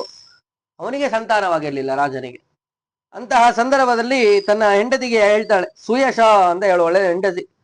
ಅವಳಿಗೆ ಆಜ್ಞೆಯನ್ನು ಮಾಡ್ತಾನೆ, ಹೋಗು ನೀನು ಸೇವೆಯನ್ನು ಮಾಡು ಅಂತ ಹೇಳ್ತಾನೆ. ಅವನು ಕೂಡ ಮಾಡ್ತಾನೆ. ವಿಶೇಷವಾಗಿ ಇವಳು ಅನೇಕ ವರ್ಷಗಳ ಪರ್ಯಂತರವಾಗಿ ಸೇವೆಯನ್ನು ಮಾಡ್ತಾಳೆ. ಸೇವೆಯನ್ನು ಮಾಡಿದಾಗ ಸೇವೆಯನ್ನು ಮಾಡು, ಆದ್ರಿಂದ ಫಲವಾಗ್ತದೆ ಅಂತ ಏನು ಪ್ರಯತ್ನ ಮಾಡಿದ್ರು ಕೂಡ, ಇವಳು ಎಷ್ಟೇ ಪ್ರಯತ್ನ ಮಾಡಿ ಸೇವೆಯನ್ನು ಮಾಡಿದ್ರು ಕೂಡ ಅವಳಿಗೆ ಸಂತಾನ ಆಗ್ಲಿಲ್ಲ. ಆ ಸಮಯದಲ್ಲಿ ರಾಜನಿಗೆ ಬಹಳ ಸಿಟ್ಟು ಬಂದ್ಬಿಡ್ತು. ಊರಲ್ಲಿರೋರೆಲ್ಲರಿಗೂ ಕೂಡ ಫಲ ಕೊಡ್ತಾ ಇದ್ದೇನೆ, ನನಗೆ ಕೊಡ್ತಾ ಇಲ್ಲ, ನೀನ್ ಇರೋದೇ ಸುಳ್ಳು, ಎಲ್ಲವೂ ಕೂಡ ಮೋಸ ಮಾಡ್ತಾ ಇದ್ದೀಯಾ, ಇಲ್ಲೇ ಇಲ್ಲ ಅಂತ ಹೇಳಿ ದೇವಸ್ಥಾನವೆಲ್ಲವನ್ನು ಕೂಡ ಅದನ್ನ ನಾಶ ಮಾಡ್ಬಿಡ್ತಾನೆ. ಇಲ್ಲೇ ಇಲ್ಲ ಅಂತ ಹೇಳಿ ಅನೇಕ ರೀತಿ ಅದನ್ನ ರಾಜ ದಿನ ನಕ್ಕುಪ್ಪೇತ ಕುರ್ಯ ಸಿದ್ಧಿಸ್ತೋ ಭವೇತ್ ಅತದೀರ್ಘೇಣ ಕಾಲೇನ ಕ್ರೋಧೋ ರಾಜಾನಮಾವಿಷದ ಭೂತಯೇಜ ಮಹಾನ್ ದ್ವಾರಿ ನಾಗರಾಣಂ ಪ್ರಯತ್ನ. ಹೀಗೆ ಹಾಗೆಲ್ಲವೂ ಕೂಡ ನಡೆದಿದೆ. ಎಲ್ಲಿ ಇವನು ಆ ದೇವಸ್ಥಾನ ಎಲ್ಲ ಕುಡಿದು ನಾಶವನ್ನು ಮಾಡಿದ್ದೋ ಆಗ ಅವನು ಶಾಪವನ್ನು ಕೊಟ್ಟಿದ್ದಾನೆ. ನಿಕ್ಕುಂಬ ಬಂದು ಶಾಪವನ್ನು ಕೊಟ್ಟಿದ್ದಾನೆ. ಈ ಪ್ರದೇಶ ಸಂಪೂರ್ಣವಾಗಿ ಜನಶೂನ್ಯರಾಗಲಿ, 1000 ವರ್ಷಗಳ ಪರ್ಯಂತರವಾಗಿ ಜನಶೂನ್ಯರಾಗಲಿ ಎಂಬುದಾಗಿ ಶಾಪವನ್ನು ಕೊಟ್ಬಿಟ್ಟ. ಎಲ್ಲರೂ ಕೂಡ ಜನ ಫಲವನ್ನು ಪಡೆದಿದ್ರು. ಆ ನಿಕುಂಬನೇ ಶಾಪ ಕೊಟ್ಟ ಮೇಲೆ ಇದು ಹಾಗೇ ಆಗ್ತದೆ ಎಲ್ಲರೂ ಕೂಡ ಇಷ್ಟ ಆಯ್ತು. ಪ್ರತಿಯೊಬ್ರು ಕೂಡ ಊರನ್ನು ಬಿಟ್ಟು ಹೊರಟ್ಬಿಟ್ಟಿದ್ದಾರೆ. ಸಂಪೂರ್ಣ ಎಲ್ಲರೂ ಕೂಡ ಹೊರಟ ಮೇಲೆ ನಾನಿದ್ದೇನ್ ಮಾಡೋದು ಅಂತ ಹೇಳಿ ಅವನು ಕೂಡ ಅಲ್ಲಿಂದ ಹೊರಟ ಹೋದ. ರಾಜನು ಆ ದಿವೋದಾಸನು ಕೂಡ ಮತ್ತೊಂದು ಕಡೆ ರಾಜ್ಯವನ್ನು ಮಾಡಿಕೊಂಡು ಆ ರಾಜ್ಯವನ್ನ ಆಳುವುದಕ್ಕೆ ಪ್ರಾರಂಭವನ್ನು ಮಾಡಿದ. ಹೀಗೆ ಸಂಪೂರ್ಣವಾಗಿ ಆ ವಾರಾಣಸಿ ಜನರಹಿತವಾಯಿತು. ಇತ್ತ ಕಡೆಯಲ್ಲಿ ಶಾಪವೂ ಕೂಡ ಬಂದಿದೆ. ಆ ಸಮಯದಲ್ಲಿ ಇಲ್ಲಿ ಬಂದು ಅವರು ವಸವಾಸವನ್ನು ಮಾಡಿದ್ರು. ಸರಿ ಆಯ್ತು. ಹೀಗೆ ಅದು ಮಹಾ ಸ್ಮಶಾನದ ರೀತಿಯಾಗಿ ಆಗೋಯ್ತು. ಆ ಸಮಯದಲ್ಲಿ ಇವನು ಬಂದು ಇಲ್ಲಿ ಸನ್ನಿಹಿತನಾಗಿದ್ದಾರೆ. ಅನೇಕ ವರ್ಷಗಳ ಪರ್ಯಂತರವಾಗಿ ರುದ್ರದೇವರು ಅಲ್ಲಿ ಸನ್ನಿಹಿತರಾಗಿದ್ದು ತಾವು ತಪಸ್ಸನ್ನು ಮಾಡಿದ್ದಾರೆ. ಅಲ್ಲಿ ಮುಖ್ಯವಾಗಿ ಬಂದು ತಪಸ್ಸನ್ನು ಮಾಡಿ ಅಲ್ಲಿ ಸನ್ನಿಹಿತರಾಗಬೇಕಾಗಿದೆ. ಆ ಪ್ರಧಾನವಾದಂತಹ ಕಾರ್ಯ ಸಿದ್ಧಿಗೋಸ್ಕರವಾಗಿ ಈ ರೀತಿಯಾದಂತಹ ಲೀಲೆಯನ್ನು ನಡೆದಿದ್ದು. ಆ ರೀತಿಯಾಗಿ ಮಾಡಿ ನಂತರದಲ್ಲಿ ಯುಗೇಶು ತ್ರಿಷು ಧರ್ಮಾತ್ಮ ಸಹದೇವ್ಯ ಮಹೇಶ್ವರ ಅಂತರ್ಧಾನವು ಕಲೋಯಾತಿ ತತ್ಪುರಂ ಹಿ ಮಹಾತ್ಮನಃ. ಹೀಗೇನೆ ಆ ಕ್ಷೇತ್ರದಲ್ಲಿ ಇದ್ದು ಅನೇಕ ವರ್ಷಗಳ ಪರ್ಯಂತರವಾಗಿ ಕೃತಯುಗ, ತ್ರೇತಾಯುಗ, ದ್ವಾಪರ ಯುಗಗಳಲ್ಲಿ ಸ್ವಯಂ ರೂಪದಲ್ಲಿ ಪ್ರತ್ಯಕ್ಷ ಕಾಣುವ ರೂಪದಲ್ಲೇನೆ ಇದ್ದು ಸನ್ನಿಹಿತರಾಗಿದ್ದು ಅನುಗ್ರಹವನ್ನು ಮಾಡ್ತಾ ಇದ್ರು ರುದ್ರದೇವರು. ಕಲಿಯುಗದಲ್ಲಿ ಮೂರ್ತಿರುವ ಅಂತರ್ಧಾನನಾಗಿ ಪ್ರತ್ಯಕ್ಷವಾಗಿ ಕಾಣದೇನೆ ಲಿಂಗದ ರೂಪದಲ್ಲಿ ಇದ್ದು ತಾವು ಅನುಗ್ರಹವನ್ನು ಮಾಡ್ತಾ ಇದ್ದು. ಈಗಲೂ ಕೂಡ ವಿಶೇಷವಾಗಿ ಆ ಅಲ್ಲಿ ಸ್ಥಳ ಕಲಿಯುಗದ ವಿಶೇಷವಾಗಿ ಅಲ್ಲಿದ್ದು ಕಣ್ಣಿಗೆ ಕಾಣದೇ ಇದ್ರು ಕೂಡ ವಿಶೇಷ ಸನ್ನಿಧಾನದಿಂದ ಯುಕ್ತರಾಗಿ ಅಲ್ಲಿ ಇದ್ದು ಜನರಿಗೆ ಬಂದಂತಹ ಎಲ್ಲ ಭಕ್ತರಿಗೂ ಅನುಗ್ರಹವನ್ನು ಮಾಡ್ತಾ ಇದ್ದಾರೆ ಎಂಬುದಾಗಿ ಚಿಂತನೆಯನ್ನು ಮಾಡಬೇಕು. ಹೀಗೆ ಭದ್ರಜೈನಸ್ಯ ಪುತ್ರೋ ವೈ ದುರ್ದಮೋ ನಾಮ ವಿಶ್ರುತ ದಿವೋದಾಸೇನ ಬಾಲೇತಿ ಘೃಣಯಾಸ ವಿವರ್ಜಿತ. ಹೀಗೆ ದಿವೋದಾಸ ತಾನು ಭದ್ರಶೇಣ್ಯನ 100 ಜನ ಮಕ್ಕಳನ್ನು ಕೂಡ ಪೂರ್ವದಲ್ಲಿ ಕೊಂದಿದ್ದ. 100 ಜನ ಮಕ್ಕಳಲ್ಲಿ 99 ಜನನ ಕೊಂದಿದ್ದ. ಅದರಲ್ಲಿ ಒಬ್ಬ ಮಗ ಮಾತ್ರ ಉಳಿದಿದ್ದ. ಅವನು ಸಣ್ಣ ಹುಡುಗ ಇದ್ದ ಆ ಸಮಯದಲ್ಲಿ, ದುರ್ದಮ ಅಂತ ಹೇಳಿ ಅವನ ಹೆಸರು. ಅವನನ್ನ ಕೊಲ್ಲದೇನೆ ದಿವೋದಾಸ ಬಿಟ್ಟು ಉಳಿದವರೆಲ್ಲರೂ ಕೂಡ 99 ಜನರನ್ನ ಆ ಸಮಯದಲ್ಲಿ ಕೊಂದಿದ್ದ. ಇವನೇನ್ ಸಣ್ಣ ಮಗು ಇದೆ ಪಾಪ ಯಾಕೆ ಕೊಲ್ಬೇಕು ಅಂತ ಬಿಟ್ಟಿದ್ದ. ಅವನು ದೊಡ್ಡವನಾದ್ಮೇಲೆ ಆ ಸೇಡನ್ನೇ ಇಟ್ಟುಕೊಂಡೇ ಬಂದಿದ್ದಾನೆ. ಹೇಗಾದ್ರೂ ಕೂಡ ಮಾಡಿ ಇವನನ್ನ ಕೊಂದು ಅದೆಲ್ಲವನ್ನು ಕೂಡ ವಶವನ್ನು ಮಾಡ್ಕೋಬೇಕು, ತಮ್ಮ ಮೂಲ ಕ್ಷೇತ್ರ ಕಾಶಿಯನ್ನ ವಶವನ್ನು ಮಾಡ್ಕೋಬೇಕು ಅಂತ ಹೇಳಿ ಕಾಯ್ತಾ ಇದ್ದ.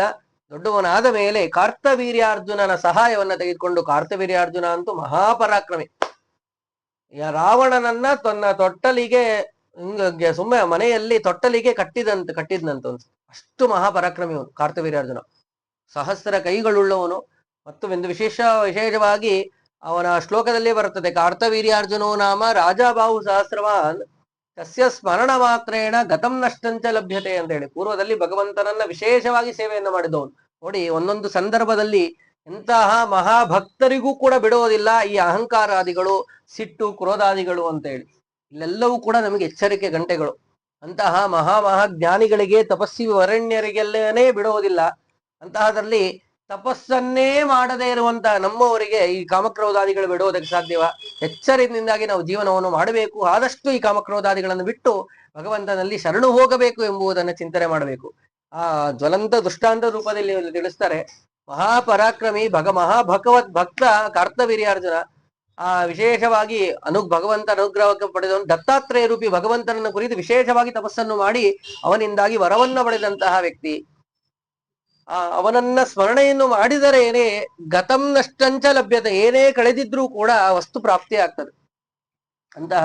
ಅಂತಹ ವಿಶಿಷ್ಟವಾದ ಸಾಮರ್ಥ್ಯ. ನಂತರದಲ್ಲಿ ಅದೇನೋ ರಾಜ ಮಹಾಪರಾಕ್ರಮಿ ಎಂಬ ಅಹಂಕಾರದಿಂದಾಗಿ ಆ ನಂದಿನಿ ಕಾಮಧೇನುವನ್ನು ಅಪೇಕ್ಷೆಯನ್ನು ಪಟ್ಟು ನಾಶವಾಗಿ ವಸಿಷ್ಠರಿಂದಾಗಿ ಈ ರೀತಿಯಾದಂಥ ಪರಿಸ್ಥಿತಿ ಬಂದು ಕೊನೆಯಲ್ಲಿ ಪರಶುರಾಮ ರೂಪಿ ಭಗವಂತನಿಂದಾಗಿ ಮರಣ ಹೊಂದುವಂತಹ ಪರಿಸ್ಥಿತಿ ಬಂತು. ಹೀಗೆ ನಾವು ಆ ಚರಿತ್ರೆಗಳನ್ನೆಲ್ಲ ಕೇಳ್ತೀವಿ. ಅಂತಹ ಮಹಾಪರಾಕ್ರಮಿಯಾದಂತಹ ವ್ಯಕ್ತಿ ಈ ಕಾರ್ತವೀರ್ಯಾರ್ಜುನ. ಅವನು ಇವನ ಜೊತೆಯಲ್ಲಿ ಯುದ್ಧಕ್ಕೆ ಸರಿ ಒಪ್ಕೊಂಡಿದ್ದಾನೆ, ನಿನಗೆ ಸಹಾಯವನ್ನು ಮಾಡ್ತೇನೆ ಯುದ್ಧಕ್ಕೆ ಅಂತೇಳಿ ಸಹಾಯವನ್ನು ಮಾಡಿ ಆ ಸಂಪೂರ್ಣವಾಗಿ ಕಾಶಿ ರಾಜ್ಯವನ್ನೆಲ್ಲವನ್ನು ಕೂಡ ತಮ್ಮ ವಶವನ್ನು ಮಾಡಿಕೊಂಡಿದ್ದಾನೆ. ಆ ವಶವನ್ನು ಮಾಡಿಕೊಂಡು ಅವನು ಆ ರಾಜ್ಯವನ್ನಲ್ಲಿ ಮತ್ತೆ ಕುಳಿತಿದ್ದಾನೆ. ದಿವೋದಾಸ ದೃಷದ್ವತ್ಯಾಂ ವೀರೋ ಜಜ್ಞೆ ಪ್ರದರ್ದನದ ದಿವೋ ತೇನ ಪುತ್ರೇಣ ಬಾಲೇನ ಪರುಋತಂ ತಸ್ಯ ವೈ ಪುನಃ. ಆ ದಿವೋದಾಸನಿಗೆ ದೃಷದ್ವತಿ ಅಂತ ಹೇಳಿ ಒಬ್ಬಳು ಮಗಳು ಹೆಂಡತಿ ಇದ್ಲು. ಅವಳಲ್ಲಿ ಹುಟ್ಟಿದವನೇ ಪ್ರತರ್ಧನ ಅಂತೇಳಿ. ಇವನು ಮಹಾಪರಾಕ್ರಮಿ ಆದಂತಹ ವ್ಯಕ್ತಿ. ಇವನು ಆ ಸಣ್ಣ ವಯಸ್ಸಿನಲ್ಲೇನೆ ಆ ದುರ್ದಮ ಏನಿದ್ದನೋ ಆ ದುರ್ದಮನ ಜೊತೆ ಯುದ್ಧವನ್ನು ಮಾಡಿ ಮತ್ತೆ ತಾನು ರಾಜ್ಯವನ್ನು ವಶವನ್ನು ಮಾಡ್ಕೊಂಡ್ಬಿಟ್ಟ. ಆ ಅವನ ತಂದೆಯನ್ನ ಅವರ ಜೊತೆ ಇದ್ದವರ ಮಕ್ಕಳೆಲ್ಲರೂ ಕೂಡ ಇವನು ಸೋಲಿಸಿದ್ದಾರೆ. ಪ್ರಭಾವದಿಂದಾಗಿ ದುರ್ದಮ ಕರ್ತವೀರ್ಯಾರ್ಜುನ ಸಹಾಯವನ್ನು ತಗೊಂಡುಕೊಂಡು ಇವರ ತಂದೆಯನ್ನು ಸೋಲಿಸಿದ್ದಾರೆ. ಅವರ ಮಗ ಮತ್ತೆ ಇವರನ್ನ ದಿವೋದಾಸನ ಮಗ ಪ್ರದರ್ಧನ ಇವನನ್ನ ಸೋಲಿಸಿದ್ದಾನೆ. ತನ್ನ ಮತ್ತೆ ತಾನು ವಶವನ್ನು ಮಾಡಿಕೊಂಡ. ಪ್ರದರ್ಧನಸ್ಯ ಪುತ್ರೋದ್ಭೌ ವತ್ಸೋ ಭಾರ್ಗೋ ಪ್ರಭೂವತು ವತ್ಸ ಪುತ್ರೋ ಎಲರ್ಕಸ್ಸು ಸನ್ನತಿಸ್ತಸ್ಯ ಜಾತ್ಮಜ. ಆ ಪ್ರದರ್ಧನಿಗೆ ವತ್ಸ ಮತ್ತು ಭಾರ್ಗವ ಅಂತೇಳಿ ಇಬ್ಬರು ಮಕ್ಕಳಿದ್ರು. ಆ ವತ್ಸನ ಮಗನೇ ಅಲರ್ಕ ಅಂತ ಹೇಳಿ. ಆ ಅಲರ್ಕ ಕಾಶಿರಾಜಸ್ತು ಬ್ರಹ್ಮಣ್ಯ ಸತ್ಯಸಂಗರ. ಅಲರ್ಕಂ ಪ್ರತಿರಾಜರ್ಷಿಂ ಶ್ಲೋಕೋ ಗೀತ ಪುರಾತನೀಹಿ. ಅಲರ್ಕ ಮಹಾ ಸತ್ಯಸಂಧನಾದಂತಹ ವ್ಯಕ್ತಿ, ಬ್ರಾಹ್ಮಣ ಪ್ರಿಯನಾದಂತಹ ವ್ಯಕ್ತಿ. ಅವನು ಆ ಕಾಶಿ ಕಿಶದಲ್ಲಿ ಕಾಶಿ ಕಿಶದಲ್ಲಿ ಇದ್ದಂತಹ ವ್ಯಕ್ತಿ ಲೋಪಾಮುದ್ರ ಎಂಬುವಳನ್ನ ತಾನು ಮದುವೆ ಆ ದೇವಿಯನ್ನ ಒಲಿಸಿಕೊಂಡು ಸಾವಿರಾರು ವರ್ಷಗಳ ಪರ್ಯಂತರವಾಗಿ ದೀರ್ಘವಾದ ಆಯುಷ್ಯವನ್ನು ಪಡೆದಂತಹ ವ್ಯಕ್ತಿ. ಲೋಪಾಮುದ್ರ ದೇವತೆಯನ್ನ ಕುರಿತು ತಪಸ್ಸನ್ನು ಮಾಡಿ ಅವಳನ್ನ ಸಂತೋಷಪಡಿಸಿ ಆಯುಷ್ಯವನ್ನು ಪಡೆದಿದ್ದ. ಎಷ್ಟು ಆಯುಷ್ಯ ಅಂತಂದ್ರೆ 60,600 ವರ್ಷಗಳ ಆಯುಷ್ಯವನ್ನ ಪಡೆದಿದ್ದ ಮಹಾ ವ್ಯಕ್ತಿ. ಶಾಪಸ್ಯಂತೆ ಮಹಾಬಾಹು ಅಥ್ವಾ ಕ್ಷೇಮಕ ರಾಕ್ಷಸಂ ರಮ್ಯಂ ನಿವೈಷಯಾಮಾಸ ಪುರೀಂ ವಾರಾಣಸೀಂ ಪುನಃ. ಆಗ 1000 ವರ್ಷಗಳ ಪರ್ಯಂತರವಾಗಿ ಏನು ಈ ಕಾಶಿ ಕ್ಷೇತ್ರ ಇರ್ಲಿಲ್ಲ. ಇವು ಕಾಶಿಯನ್ನ ಗೆದ್ದರೂ ಕೂಡ ಅಲ್ಲಿ ಹೋಗುವುದಕ್ಕೆ ಸಾಧ್ಯವಾಗ್ತಾ ಇರ್ಲಿಲ್ಲ. ಯಾಕೆ ಅಂದ್ರೆ ಅಲ್ಲಿ ಕ್ಷೇಮಕ ಎಂಬ ದೈತ್ಯ ಇದ್ದ. ಅವನು ಎಲ್ಲವನ್ನು ಕೂಡ ಆವರಿಸ್ಕೊಂಡಿದ್ದ. ಅವನನ್ನ ಇವರು ಸೋಲಿಸಿ ಅವನನ್ನು ಕೊಂದು ಮತ್ತೆ ಹೊಸದಾಗಿ ಕಾಶಿಯನ್ನ ಪುನರ್ ನಿರ್ಮಾಣವನ್ನು ಮಾಡಿದ ಅಲರ್ಕ. ಏನು ನಾವು ಕಾಶಿಯೆಲ್ಲ ನೋಡ್ತೀವೋ ಅಲರ್ಕ ಮಾಡಿದಂತಹದು. ಯಾಕಂದ್ರೆ ಸಂಪೂರ್ಣವಾಗಿ ಮಹಾ ಸ್ಮಶಾನವಾಗಿತ್ತು. ಅದನ್ನ ಮತ್ತೆ ಇವನು ಪುನರ್ ನಿರ್ಮಾಣವನ್ನು ಮಾಡಿದ. ಅಲರ್ಕನಿಗೆ ಸನ್ನತಿ ಅಂತ ಹೇಳಿ ಒಬ್ಬ ಮಗ. ಸನ್ನತಿಗೆ ಸುನೀತ, ಸುನೀತನಿಗೆ ಕ್ಷೇಮ್ಯ, ಅವನಿಗೆ ಸುಕೇತ, ಆ ಸುಕೇತನಿಗೆ ಕೇತುಮಂತ ಅಂತ ಹೇಳಿ. ಸುಕೇತನಿಗೆ ಧರ್ಮಕೇತು, ಧರ್ಮಕೇತುವಿಗೆ ಸತ್ಯಕೇತು, ಅವನಿಗೆ ವಿಭುವಿಗೆ ಆನರ್ತನಿಗೆ ಸುಕುಮಾರ, ಸುಕುಮಾರಿಗೆ ದುಷ್ಟಕೇತು, ಅವನಿಗೆ ವೀತನಿಗೆ ಭರ್ಗನಿಗೆ ಭಾರ್ಗಭೂಮಿ ಅಂತ ಹೇಳಿ ಭಾರ್ಗಭೂಮಿ ಅಂತೇಳಿ. ಅವನಿಗೆ ಕಾಶ್ಯ ಅಂತೇಳಿ ಮಗ. ಕಾಶ್ಯ ಅವನಿಗೆ ಕ್ಷತ್ರವೃದ್ಧ ಅಂತೇಳಿ. ಇವರೆಲ್ಲರೂ ಕೂಡ ಪೂರ್ವದಲ್ಲಿ ಹೇಳಿದ ಕ್ಷತ್ರವೃದ್ಧ ವಂಶದ ಅಂತ ಏನ್ ಹೇಳಿದ್ರು ಆ ವಂಶದಲ್ಲಿ ಬಂದಂತವರು ಎಂಬುದಾಗಿ ತಿಳಿಸಿ. ಆ ರಾಭನ ಮಗ ರಭಸ, ಅವನ ವಂಶದಲ್ಲಿ ಬರುವವನೇ ಗಂಭೀರ. ಅವನಿಗೆ ಇವರಿಂದ ಚಕ್ರಕ ಎಂಬುವನು ಜನಿಸಿದ ಎಂಬುದಾಗಿ ತಿಳಿಸಿ. ಹೀಗೆ ಇವರೆಲ್ಲರೂ ಕೂಡ ಅಂಗೀರಸ ವಂಶದಲ್ಲಿ ಬರುವಂತವರು ಎಂಬುದಾಗಿ ತಿಳಿಸಿ ಅವರಿಂದಲೇನೆ ಈ ವಂಶದಲ್ಲಿ ಇದರಿಂದಲೇನೆ ಬ್ರಾಹ್ಮಣ, ಕ್ಷತ್ರಿಯ, ವೈಶ್ಯ, ಶೂದ್ರ ಎಂಬುದಾಗಿ ನಾನಾ ಜಾತಿ ಸಾವಿರಾರು ಜನರೆಲ್ಲರೂ ಕೂಡ ವಿಸ್ತಾರವಾಗಿ ಜನ ಬೆಳೆದ್ರು. ಯಾಕಂದ್ರೆ ಶುನಕರಿಂದ ಮಗನಾಗಿ ಶೌನಕರು ಅಂತ ಬಿಟ್ಟಿದ್ರು. ಅಲ್ಲಿಂದ ಬ್ರಾಹ್ಮಣ, ಕ್ಷತ್ರಿಯ, ವೈಶ್ಯ, ಶೂದ್ರ ಅಂತ ವಿಭಾಗ ಆಯ್ತು. ಅಲ್ಲಿ ವಿಭಾಗವಾಗ್ತಾ ಬಂದು ಅನೇಕರೆಲ್ಲರೂ ಕೂಡ ಸಂತಾನವಾಗ್ತಾ ಬಂದು ಹೀಗೆ ಅವರ ವಿಸ್ತಾರವಾಯಿತು ಎಂಬುದಾಗಿ ಅದನ್ನ ತಿಳಿಸಿ ಮುಂದೆ ಯಯಾತಿಯ ಚರಿತ್ರೆಯನ್ನ ತಿಳಿಸ್ತಾ ಇದ್ದಾರೆ. ಇಲ್ಲಿಂದನೇ ಕೃಷ್ಣನ ಚರಿತ್ರೆ, ಕೃಷ್ಣನಿಗೆ ಅವನ ಯಯಾತಿಯ ಮಕ್ಕಳಿಂದಲೇನೆ ಅವರ ವಂಶ ಎಲ್ಲವೂ ಕೂಡ ಯದು ವಂಶ ಎಲ್ಲವೂ ಕೂಡ ಹೀಗೆ ಬೆಳಿತಾ ಹೋಗುವುದು. ಉತ್ಪನ್ನಾಹ ಪಿತೃಕನ್ಯಾಯಾಂ ವಿರಜಾಯಾಂ ಮಹೋಜಸಃ ನಹುಷಸ್ಯತು ದಾಯಾದಾಹ ಷಡೀಂದ್ರೋಪಮಚೇತಸಃ. ಹಿಂದೆ ಆ ಸುಸ್ವಧ ಅಂತ ಏನಿದ್ದೋ ಅವನಿಂದ ಆ ಸುಸ್ವಧ ಅಂತ ಯಾರು ಅಂತಂದ್ರೆ ಪೂರ್ವದಲ್ಲಿ ನಾವು ಕೇಳಿದ್ವಿ ಪಿತೃದೇವತೆಗಳು ಅಂತ ಹೇಳಿ ಕೇಳಿದ್ವಿ. 7 ಜನ ಪಿತೃದೇವತೆಗಳಿದ್ರು ಅಂತ ಹೇಳಿ. ಅದರಲ್ಲಿ ಒಬ್ಬ ಸುಸ್ವಧ ಅಂತ ಹೇಳಿ. ಆ ಸಿಸ್ವ ಎಲ್ಲರೂ ಕೂಡ ಆ ಮಾನಸಿ ಮಕ್ಕಳು ಅಂತ ಹೇಳಿ. ಮಾನಸಿ ಕನ್ಯೆಯರು ಒಂದು ಮನಸ್ಸಿನಿಂದಾಗಿ ಹುಟ್ಟಿದವರು ಅಂತ. ಮಾನಸಿ ಕನ್ಯೆಯರು ಎಲ್ಲರಿಗೂ ಕೂಡ 7 ಜನರಿಗೂ ಕೂಡ ಒಬ್ಬೊಬ್ರು ಮಾನಸಿ ಕನ್ಯೆಯರಿದ್ರು ಎಂಬುದಾಗೆಲ್ಲ ಹೋದ ಬಾರಿ ನಾವು ಅದನ್ನ ಚಿಂತನೆಯನ್ನು ಮಾಡಿದ್ವಿ. ಆ ಮಾನಸಿ ಕನ್ಯೆ ಒಬ್ಬಳು, ಅವಳ ಹೆಸರು ವಿರಜ ಅಂತ ಹೇಳಿ. ಅವಳಲ್ಲಿ ನಾವು ಆಗ ಕೇಳಿದ್ವಿ ನಹುಷ, ಯತಿ, ಯಯಾತಿ, ಸಂಯಾತಿ, ಅಯಾತಿ ಅಂತ 5 ಜನ ಮಕ್ಕಳು ಹುಟ್ಟಿದ್ರು ಅಂತ ಹೇಳಿದ್ರು. ಅದು ಮುಂದೆ ಬೇರೆ ವಿಸ್ತಾರ ವಿಷಯವನ್ನ ತಿಳಿಸಿದ್ರು. ಈಗ ಮತ್ತೆ ಆ ವಿಷಯವನ್ನ ತಿಳಿಸ್ತಾ ಇದ್ದಾರೆ. ಈ ರೀತಿಯಾಗಿ ನೌಷ, ಯತಿ, ಯಯಾತಿ, ಸಂಯಾತಿ, ಅಯಾತಿ ಅಂತ ಆಯಾತಿ ಅಂತ 5 ಜನ ಮಕ್ಕಳಾಗ್ತಾರೆ. ಇವರಿಗೆ ಭವ ಸುಯಾತಿಯ ಮತ್ತೆ ಇವರು 5 ಜನ. ಮತ್ತಷ್ಟೇ ಅಲ್ಲದೇನೆ ಭವ ಸುಯಾತಿ, ಭವ ಎಂಬುವನು 5ನೇಯವನು, ಸುಯಾತಿ 6ನೇ 6 ಮತ್ತೆ ಸುಯಾತಿ, ಅಯಾತಿ, ಉದ್ಭವ, ಭವ, ಯತಿ, ಕೃತಿ, ಈ ರೀತಿಯ ಅನೇಕ ಮಕ್ಕಳೆಲ್ಲರೂ ಕೂಡ ಇವರಿಗೆ ಆಗ್ತಾರೆ. ಇದರಲ್ಲಿ ಯಾರು ದೊಡ್ಡವರು ಅಂದ್ರೆ ಯತಿ ಎಂಬುವನು ಜ್ಯೇಷ್ಠ ಪುತ್ರ. ಅವನು ಕಕುತ್ತ ಎಂಬ ಒಂದು ರಾಜನ ಮಗಳನ್ನ ಗೋದೇವಿ ಅಂದವಳನ್ನ ಮದುವೆಯನ್ನು ಮಾಡ್ಕೊಂತಾನೆ. ಹೀಗೆ ಅವನಾದ್ರೂ ಕೂಡ ಯಾವಾಗ್ಲೂ ಕೂಡ ಭಗವಂತದಲ್ಲಿಯೇನೆ ಮನಸ್ಸನ್ನು ಇಟ್ಟಂತಹ ವ್ಯಕ್ತಿ. ಲೌಕಿಕವಾದದ್ದ ಯಾವ ಇಚ್ಛೆಗಳನ್ನು ಇಲ್ಲದೇನೆ ಭೋಗ ಭಾಗ್ಯಗಳೆಲ್ಲವನ್ನು ಕೂಡ ಬಿಟ್ಟು ಏಕಾನಸ ಅಂತ ಹೇಳಿ ಆ ವ್ರತವನ್ನ ಮಾಡಿದಂತಹ ಮಹಾವಿಷ್ಣು ವ್ಯಕ್ತಿ, ಭಗವಂತನಲ್ಲೇ ಮನಸ್ಸನ್ನು ಇಟ್ಟು ಕೊನೆಯಲ್ಲಿ ಮುಕ್ತಿಯವನ್ನ ಹೊಂದಿದ ಯತಿ. 2ನೆಯ ಮಗ ಯಯಾತಿ. ಅವನ ವೃತ್ತಾಂತವೇ ವಿಸ್ತಾರವಾಗಿ ತಿಳಿಸ್ತಾ ಹೋಗ್ತಾರೆ. ಯಯಾತಿ ತನ್ನ ಪರಾಕ್ರಮದಿಂದಾಗಿ, ಶೌರ್ಯದಿಂದಲೇನೆ ಸಂಪೂರ್ಣವಾಗಿ ಎಲ್ಲ ರಾಜ್ಯಗಳನ್ನು ಕೂಡ ಗೆದ್ದು ಜಗತ್ತನ್ನೇ ಸಂಪೂರ್ಣವಾಗಿ ತನ್ನ ವಶದಲ್ಲಿ ಇಟ್ಕೊಂಡಿರ್ತಾನೆ. ಜಗತ್ತಿಗೆ ಜಗಜ್ಜೇತ ಅಂತ ಕರೀತಾ ಇರ್ತಾರೆ. ಜಗತ್ತನ್ನೇ ಗೆದ್ದಂತಹ ವ್ಯಕ್ತಿ. ಇತ್ತ ಕಡೆಯಲ್ಲಿ ದೇವಯಾನೀಂ ಉಶನಸಃ ಸುತಾಂ ಭಾರ್ಯಾಂ ಅವಾಪಹ ಶರ್ಮಿಷ್ಠಾಂ ಆಸುರೀಂ ಚೈವ ತನಯ ವೃಷಪರ್ವಣಃ. ನಾವು ನಿನ್ನೆ ಆ ದೇವತೆಗಳ ಮಗ ಕಚನ ವೃತ್ತಾಂತವನ್ನ ಕೇಳಿದ್ವಿ. ಅವನು ಪಡೆದಂತಹ ಯಾವ ವಿಶಿಷ್ಟವಾದಂತಹ ಮೃತ ಸಂಜೀವಿನಿ ಮಂತ್ರವನ್ನ ಪಡೆದಂತಹ ವೃತ್ತಾಂತವನ್ನ ಕೇಳಿದ್ವಿ. ಆ ಕಚ ತಾನು ದೇವಯಾನಿ ತಾನು ಕಚನನ್ನ ಪ್ರೀತಿಸಿದ್ಲು ಎಂಬುವಂತ ವೃತ್ತಾಂತವನ್ನೆಲ್ಲ ಕೇಳಿದ್ವಿ. ಆದರೆ ಮದುವೆ ಆಗುವಂತಹ ಪರಿಸ್ಥಿತಿ ಬರಲಿಲ್ಲ. ಇತ್ತ ಕಡೆಯಲ್ಲಿ ಮುಂದೆ ಯಯಾತಿಯನ್ನ ಇವಳು ಮದುವೆ ಆಗ್ತಾಳೆ ಹೇಗೆ ಎಂಬುದನ್ನೆಲ್ಲವನ್ನು ಕೂಡ ತಿಳಿಸ್ತಾ ಹೋಗ್ತಾರೆ. ಇತ್ತ ಕಡೆಯಲ್ಲಿ ಭಾಗವತದಲ್ಲಿ ವಿಸ್ತಾರವಾಗಿ ತಿಳಿಸ್ತಾರೆ. ಇಲ್ಲಿ ಪ್ರಸ್ತುತ ವಿಷಯವನ್ನ ಚಿಂತನೆ ಮಾಡ್ತಾ ಹೋದ್ರೆ ಶುಕ್ರಾಚಾರ್ಯರ ಮಗಳು ಈ ದೇವಯಾನಿ. ಅವಳಿಗೆ ಶುಕ್ರಾಚಾರ್ಯರಿಗೆ ಇವಳಂದ್ರೆ ಬಹಳ ಪ್ರೀತಿ ಇರುತ್ತದೆ. ಇತ್ತ ಕಡೆಯಲ್ಲಿ ಋಷಪರ್ವ ರಾಜರ ಮಗಳಾದಂತವಳು ಶರ್ಮಿಷ್ಠ ಅಂತ ಹೇಳಿ ಅವಳನ್ನ ಕೈಯನ್ನ ಹಿಡಿದಿದ್ದರಿಂದಾಗಿ ಬಾವಿಯಲ್ಲಿ ಬಿದ್ದಿರ್ತಾಳೆ, ಅವಳನ್ನ ಕೈ ಇಡ್ತಾಳೆ, ಅವಳನ್ನ ಮದುವೆ ಆಗ್ತಾಳೆ. ಹೀಗೆ ಅನೇಕ ವೃತ್ತಾಂತಗಳನ್ನೆಲ್ಲ ನಾವು ಕೇಳ್ತೇವೆ. ಇತ್ತ ಕಡೆಯಲ್ಲಿ ಶರ್ಮಿಷ್ಠಾಳನ್ನ ಇವನು ವಿವಾಹ ಆಗಿರ್ತಾನೆ. ಇತ್ತ ಕಡೆ ಇವಳನ್ನೂ ಕೂಡ ಮದುವೆ ಆಗುವಂತ ಪರಿಸ್ಥಿತಿ ಬರುತ್ತದೆ. ದೇವಯಾನಿಯನ್ನ ಮತ್ತು ಶರ್ಮಿಷ್ಠಾಳನ್ನ ಇಬ್ಬರನ್ನೂ ಕೂಡ ಇವನು ಮದುವೆ ಆಗಿರ್ತಾನೆ. ಇವರಲ್ಲಿ ಯದು, ತುರ್ವಸು, ಶರ್ಮಿಷ್ಠಾಳಲ್ಲಿ ದೃಷ್ಟ್ಯು, ಅನು, ಪೂರ್ವ ಅಂತ ಹೇಳಿ ಮಕ್ಕಳನ್ನ ಪಡೆದಿರ್ತಾರೆ. ಹೀಗಿರುವಂತಹ ಸಮಯದಲ್ಲಿ ತಸ್ಮೈ ಚಕ್ರೋ ದದೋ ಪ್ರೀತಃ ರಥಂ ಪರಮಸ್ವ ಭಾಸ್ವರಂ ಅಸಂಗಂ ಕಾಂಚನಂ ದಿವ್ಯಂ ದಿವ್ಯೈಹಿ ಪರಮವಾದಿಭಿಹಿ. ಇಂದ್ರನಿಗೆ ಇವನ ಮೇಲೆ ಬಹಳ ಪ್ರೀತಿ. ಇವನು ಮಾಡಿದಂತಹ ಪ್ರಾರ್ಥನೆ, ಇವನ ಸೇವೆ, ಇವನ ಶೌರ್ಯ, ಆ ಶೌರ್ಯಕ್ಕೆ ಮೆಚ್ಚಿ ಇಂದ್ರ ಒಂದು ರಥವನ್ನ ಕೊಟ್ಟಿರ್ತಾನೆ ಇವನಿಗೆ. ಆ ವಿಶಿಷ್ಟವಾದಂತಹ ಸೂರ್ಯನಂತೆ ಪ್ರಕಾಶಿತವಾದಂತಹ ರಥ. ಆ ರಥವನ್ನ ಯಯಾತಿಗೆ ಕೊಟ್ಟಿರ್ತಾನೆ. ಅದು ಶೀಘ್ರವಾಗಿ ಸಂಚಾರವನ್ನು ಮಾಡ್ತಾ ಇರ್ತದೆ. ಎಲ್ಲಿಯೂ ಬೇಕಾದ್ರೂ ಕೂಡ ಹೋಗ್ಬೋದು. ಆ ರಥವನ್ನ ಇಟ್ಟುಕೊಂಡು ಇವನು ಸಂಪೂರ್ಣವಾಗಿ ಎಲ್ಲವನ್ನು ಕೂಡ ತಾನು ಗೆದ್ದಿರ್ತಾನೆ. ತಡೆಯಿಲ್ಲದೇನೆ ಸಂಪೂರ್ಣವಾಗಿ ಇದನ್ನ ಗೆದ್ದು ಎಲ್ಲರೂ ಕೂಡ ತನ್ನ ವಶದಲ್ಲಿ ಇಟ್ಕೊಂಡು ಪಾದಾಕ್ರಾಂತ ಎಲ್ಲರೂ ಕೂಡ ಇವನಿಗೆ ನಮಸ್ಕಾರವನ್ನು ಮಾಡಬೇಕು, ಪ್ರತಿಯೊಬ್ಬರೂ ಕೂಡ ಹಾಗೆ ಮಾಡ್ಕೊಂಡಿರ್ತಾನೆ. ಯಾರ್ಯಾರು ಅಂತಂದ್ರೆ ದೇವತೆಗಳು, ದಾನವರು, ದೈತ್ಯ ದಾನವರು, ಮಾನವರು ಎಲ್ಲರೂ ಕೂಡ ಇವನಿಗೆ ಶರಣು ಹೋಗುವಂತೆ ಮಾಡ್ಕೊಂಡಿರ್ತಾನೆ. ಅಷ್ಟು ಮಹಾ ಪರಾಕ್ರಮದಿಂದಾಗಿ ಯುದ್ಧವನ್ನು ಮಾಡಿ ಎಲ್ಲ ಜಯವನ್ನು ಕೂಡ ಪಡೆದಿರ್ತಾನೆ.